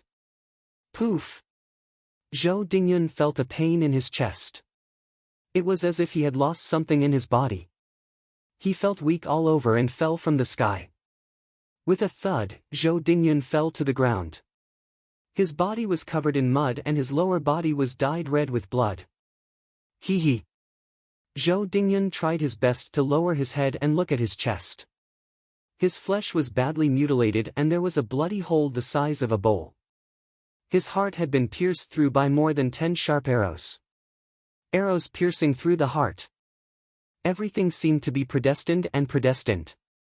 A gentle breeze blew past and the corner of a green robe fluttered in front of Zhou Dingyun's eyes. Zhou Dingyun laid on the ground and lifted his head to look at Su Zimo, who was standing in front of him. A strange smile appeared on his face as he said in a muffled voice, I'm from the iridescent clouds. Palace. You can't escape even if you kill me. One day, the Tsang Lang will really find you. Su Zimo squatted down and smiled. There's no need to wait for that day. I'll find him. You leave first. The next one will be perfected Tsang Lang. Upon hearing this, Zhou Dingyun's head tilted to the side and he stopped breathing. Su Zimo pulled the storage bag from Zhou Dingyun's waist and kept it in his arms. After that, he grabbed Zhou Dingyun's corpse and threw it into the Tsang Lang mountain range. There was no need to wait for the next day. Zhou Dingyun's corpse would be devoured by the spirit beasts. He destroyed the corpse and destroyed all traces. No one would know what happened that night.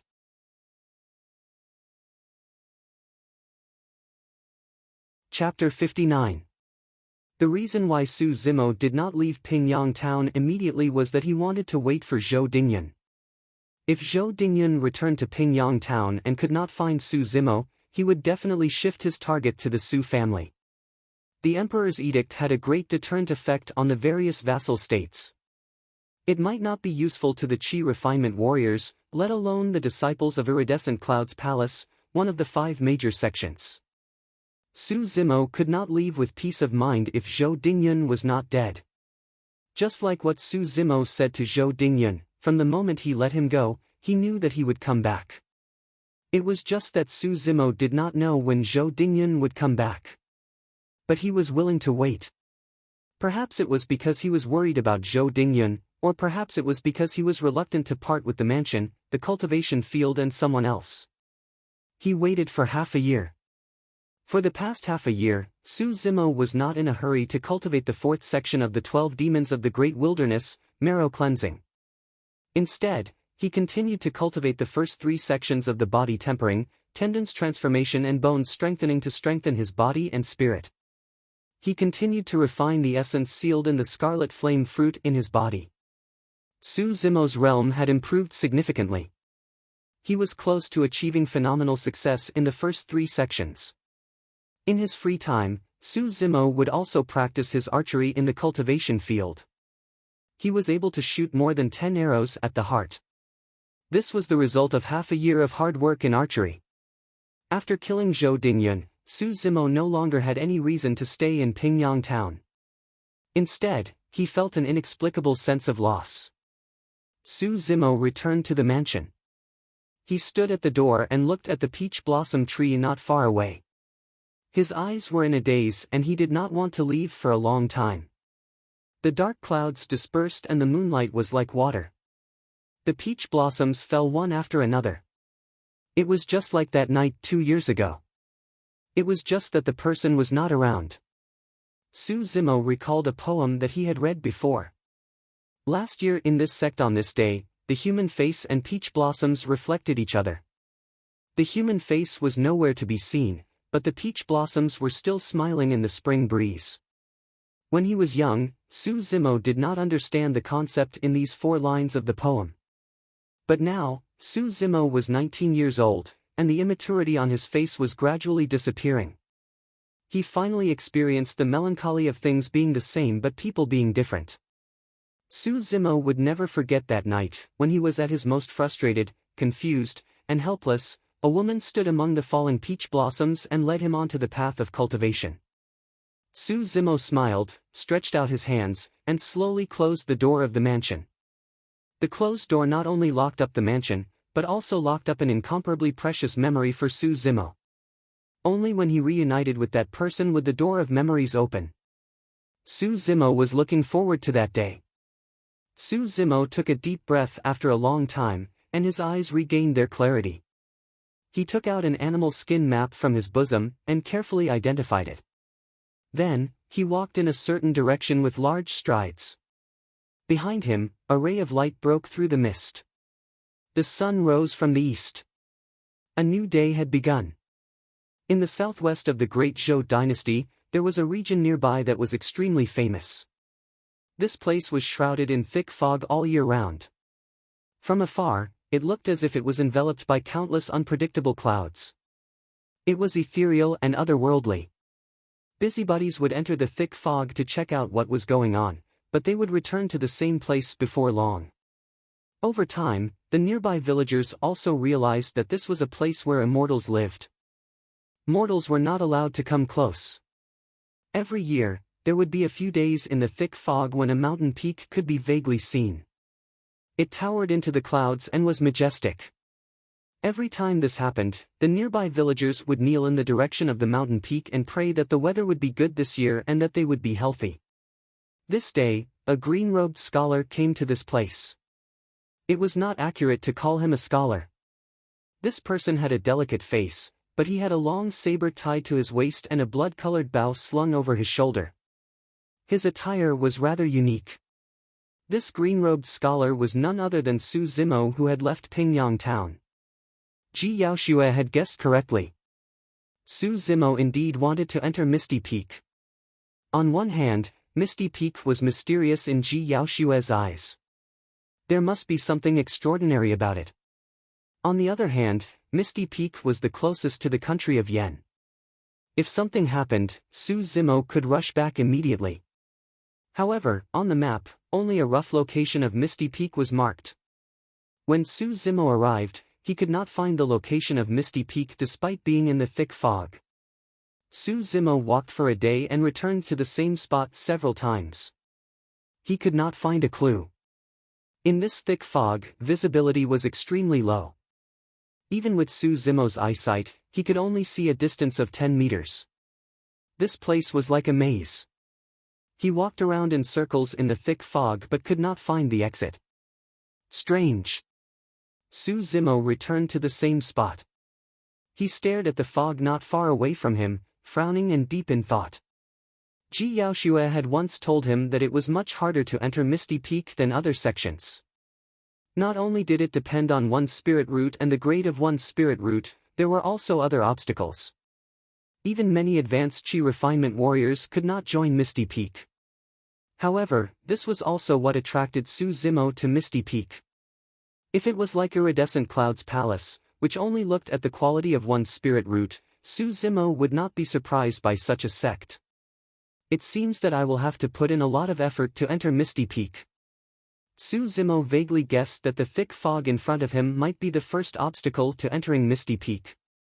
If he could not pass this obstacle, he might not even be able to see the real Misty Peak, let alone enter the sect. Seeing that the sky was getting dark, Su Zimo planned to find a place to rest for the night and think of a way to get out of this situation. He would make plans the next morning. The fog in front of him must be something special. It was definitely not a solution to barge in blindly.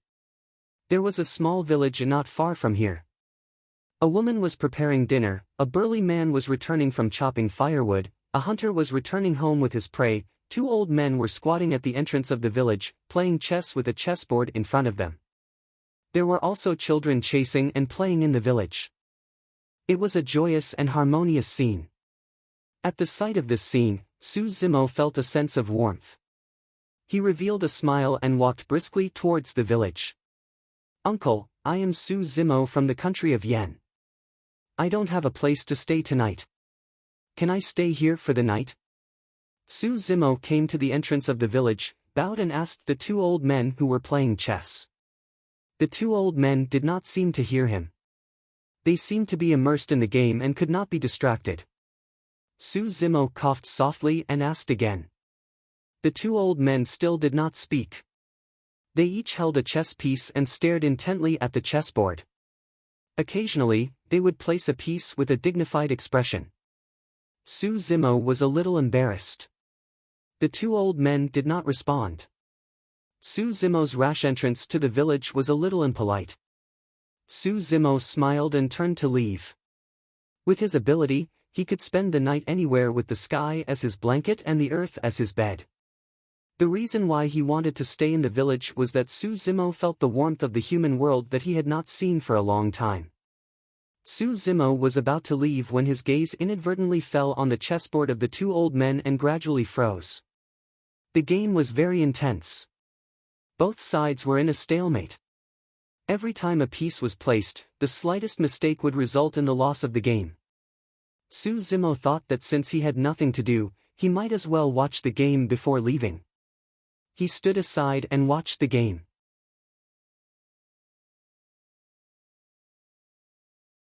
Chapter 60. After a long time, the two sides finished their game. The defeated old man waved his hand dispiritedly and muttered, "I'm not in a good mood today. I'll let you win one game. We'll fight again tomorrow." The old man walked back to the village with his hands behind his back. The remaining old man had rosy cheeks and looked hale and hearty. As he tidied up the chessboard, he looked up at Zimo and said with a smile, "There aren't many young people like you who are calm and collected. Come, follow me into the village." "Thank you, uncle." Zimo smiled and thanked him. He followed the old man into the village. The villagers passing by just glanced at Zimo and looked away. They didn't seem to be surprised. "There are no extra rooms here. Young man, you can stay in the woodshed, right?" the old man asked. "No problem." Zimo replied with a smile. Night had just fallen.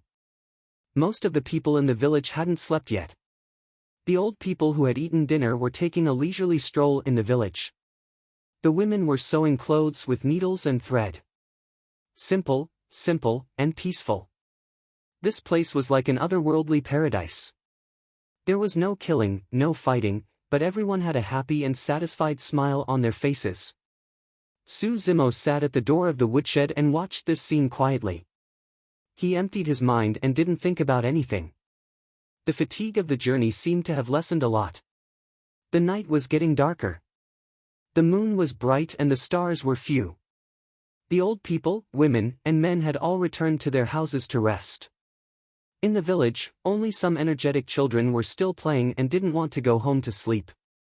Zimo stood up and returned to the woodshed. He closed the door and was about to rest. At this moment, a young child's voice came from the village. It was crisp and pleasant. "Where can I find the immortal trace?" Looking at the misty peak from afar, "It's only in this mountain, deep in the clouds." Zimo's heart skipped a beat. He suddenly turned around, pushed the door open, and looked in the direction of the voice. Not far away, a 7 or 8-year-old child with a smile on his face was skipping over. Zimo thought for a moment and walked up to him. He squatted down and asked with a smile, "Child, who said that just now?" "Who said that?" The child tilted his head and blinked his big watery eyes. He seemed a little confused and said, "I don't know, but we can all say it." "Is it just a simple nursery rhyme?" Zimo pondered. "Big brother, you want to cultivate and seek the Tao, right?" the child asked again. "Yes." Zimo nodded and asked with a smile, "How did you know?" A hint of cunning flashed through the child's eyes. He stuck out his tongue and said, "There are people like you every year, but most of them don't get to see immortals, hee. How can I meet her?" Zimo's interest was piqued and he wanted to tease the child. "I don't know either." The child pouted and shook his head. Zimo smiled.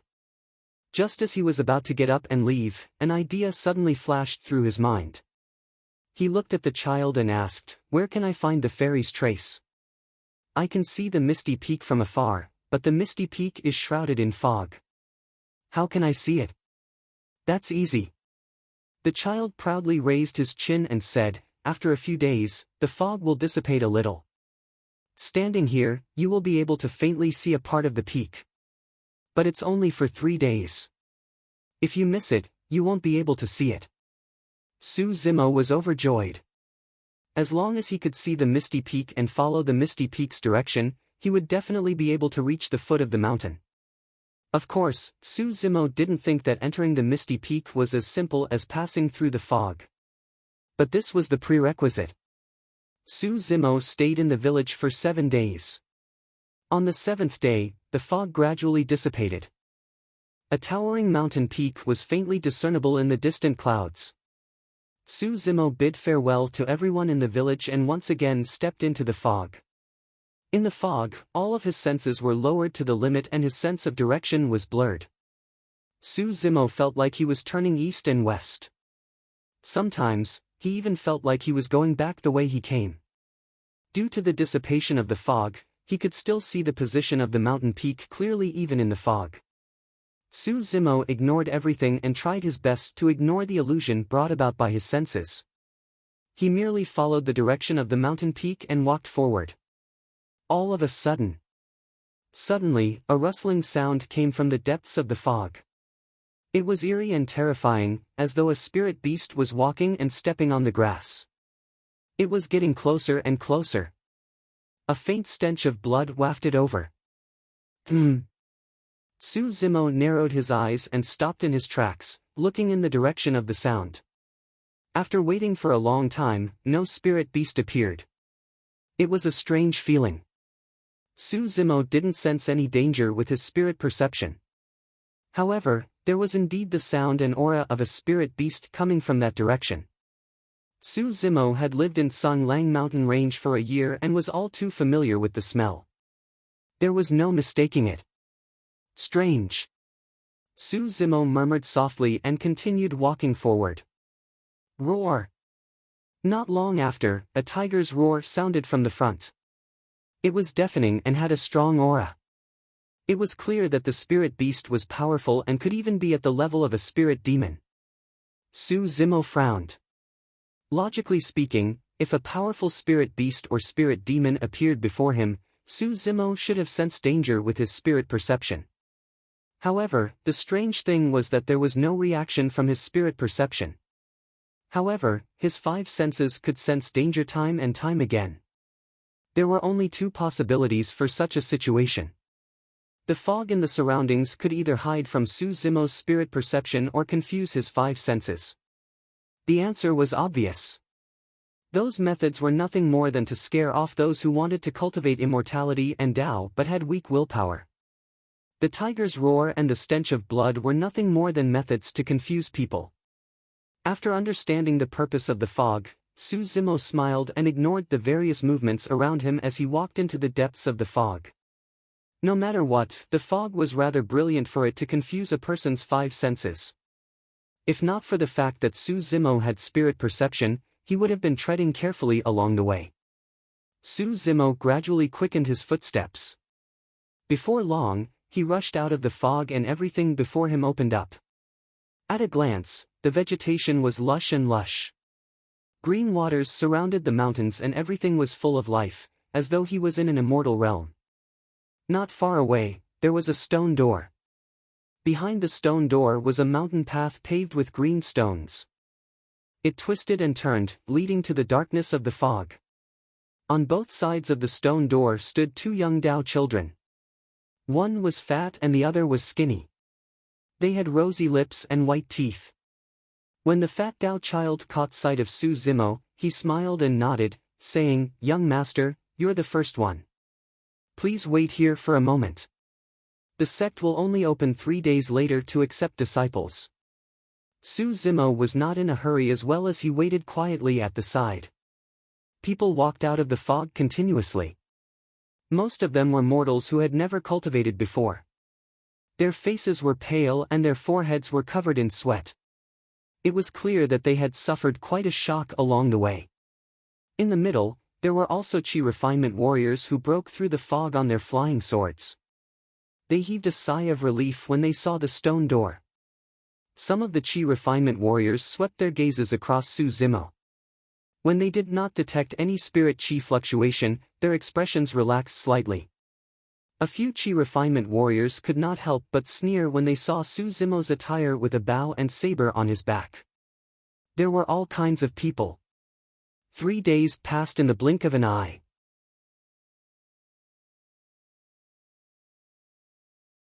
Chapter 61. In 3 days, more than 500 people had gathered in front of the stone gate. Most of them were mortals who had never cultivated before, and there were dozens of chi refinement warriors among them. After 3 days, the fog behind everyone thickened once more and they could no longer see.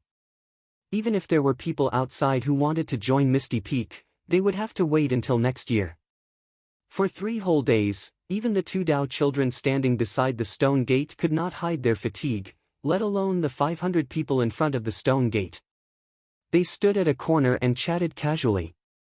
"Senior brother, how many of the 500 people do you think will join the sect?" "At most, 5. In this vast forest, the sound of birds chirping and flowing water could be heard continuously. The discussion of the 2 Dao children was as soft as a mosquito and no one could hear it clearly. However, in the crowd, a green-robed scholar with a bow and saber on his back frowned and a look of shock flashed through his eyes. Cultivating the mystic classic of the 12 demon kings of the great wilderness did not only change one's physical body. Cultivating the body tempering section would improve one's sense of smell, cultivating the tendons transformation section would improve one's vision, and cultivating the bones strengthening section would improve one's hearing. This change was comprehensive. Even though Su Zimo was human, his physical body and 5 senses were stronger than spirit beasts. Even though the 2 Dao children spoke softly, Su Zimo could hear them clearly. Out of more than 500 people, only 5 could join the sect at most. A ratio of 100 to 1, what did that mean? Su Zimo initially thought that he could join Misty Peak easily with his heaven spirit root. But now, it seemed like he could not rely on it. The conditions to join Misty Peak must be extremely stringent. Otherwise, there would not be so many people eliminated. Just as Su Zimo was pondering, he heard the 2 Dao children continue chatting. "Senior brother, who do you think are the 5 people? There's a man and a woman who don't seem to fit in. Even though they're only at level 5 chi condensation, they have an extraordinary aura. These 2 are similar. Oh, there's also a little fatty over there. He looks smart and should be good too. Junior brother, he's even fatter than you, hee." Su Zimo's gaze shifted. Outside the crowd, there was a man and a woman standing not far away from the crowd. The man was about the same age as Su Zimo. He wore a purple robe and had sword-like eyebrows that reached his temples. His face was as sharp as a knife, and his expression was proud and aloof. His hands were clasped behind his back and his eyes were closed. The woman was wearing a spotless white robe. She was extremely beautiful and had a celestial appearance. However, her expression was cold. Even if one looked at her from afar, one could feel a faint chill. Su Zimo had a feeling that men didn't want to be in the same group as others because they didn't want to be in the same group as others. As for the little fatty that the 2 Daoist children mentioned, to be more precise, this little fatty was not young at all. He looked to be about 15 or 16 years old. His neck and waist could not be seen. At first glance, he looked like a big bucket with 2 elephant legs. He ran around in the crowd without stopping for a moment. On his round face, his small eyes blinked and darted around. In just 3 days, he had already blended in with the crowd. "Senior brother, there's a scholar with a bow and saber over there. Do you think he has a chance?" The fat Daoist child asked again. When he heard the 2 Daoist children talking about him, Su Zimo was curious and wanted to hear what the skinny Daoist child had to say. "That person is a little strange. Even though he's a scholar, he has a bow and saber on his back. I'm starting to wonder if his bow and saber are hollow." Right then, a ray of morning light shone on the green mountains and clear waters. The sun had just risen.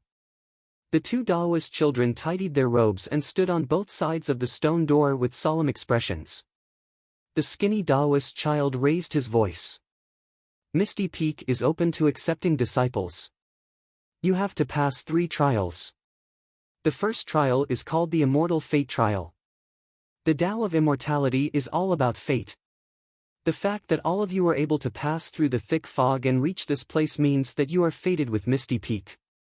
The second trial is called the Spirit Testing Trial. Everyone, line up and pass through this stone door in order. Those with superior class, earthly or heaven spirit roots will be able to pass through to the third trial. The third trial is called the life and death trial. Those who pass through the second trial will have to follow the stone steps behind me and ascend the mountain until you reach the peak. Let me remind all of you that this trial is extremely dangerous. If you're not careful, you'll fall into a bottomless abyss and die without a corpse. Please be careful and do not force yourself. When they heard that, everyone's hearts skipped a beat as their expressions changed. Everyone entered Misty Peak to seek immortality and longevity. If they lost their lives just because they joined a sect, what was the point of cultivating immortality? The peak was shrouded in fog and one could not see the end of it. Needless to say, one could guess that this mountain path would not be easy to traverse. The dozens of chi refinement warriors present smiled confidently. It was nothing more than climbing a mountain. All of them could soar on their swords and this trial was a piece of cake for them. In the crowd, a mortal was indignant as he shouted, "Brothers, they're chi refinement warriors to begin with. Naturally, they can fly to the peak easily. But we have to climb step by step. That's not fair." Humph. One of the chi refinement warriors harumphed coldly. There's no such thing as fairness in this world. Life is divided into different levels. If you want fairness, you should go out and condense your chi first before coming back. You. That mortal was speechless and indignant. The two children of Ethereal sect were not angry. The fat child smiled and said, "Everyone, you're thinking too much. This path is fair for everyone.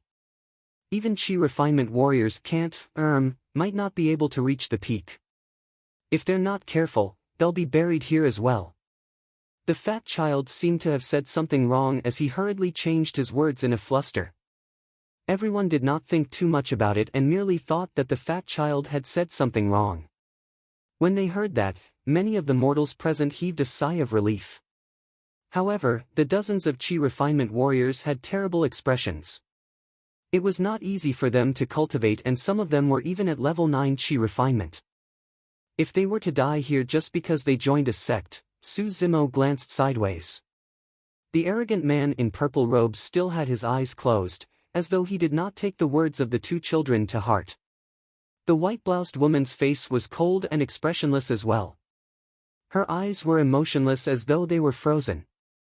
The little fatty in the crowd was laughing and joking. He seemed to be carefree and didn't care at all.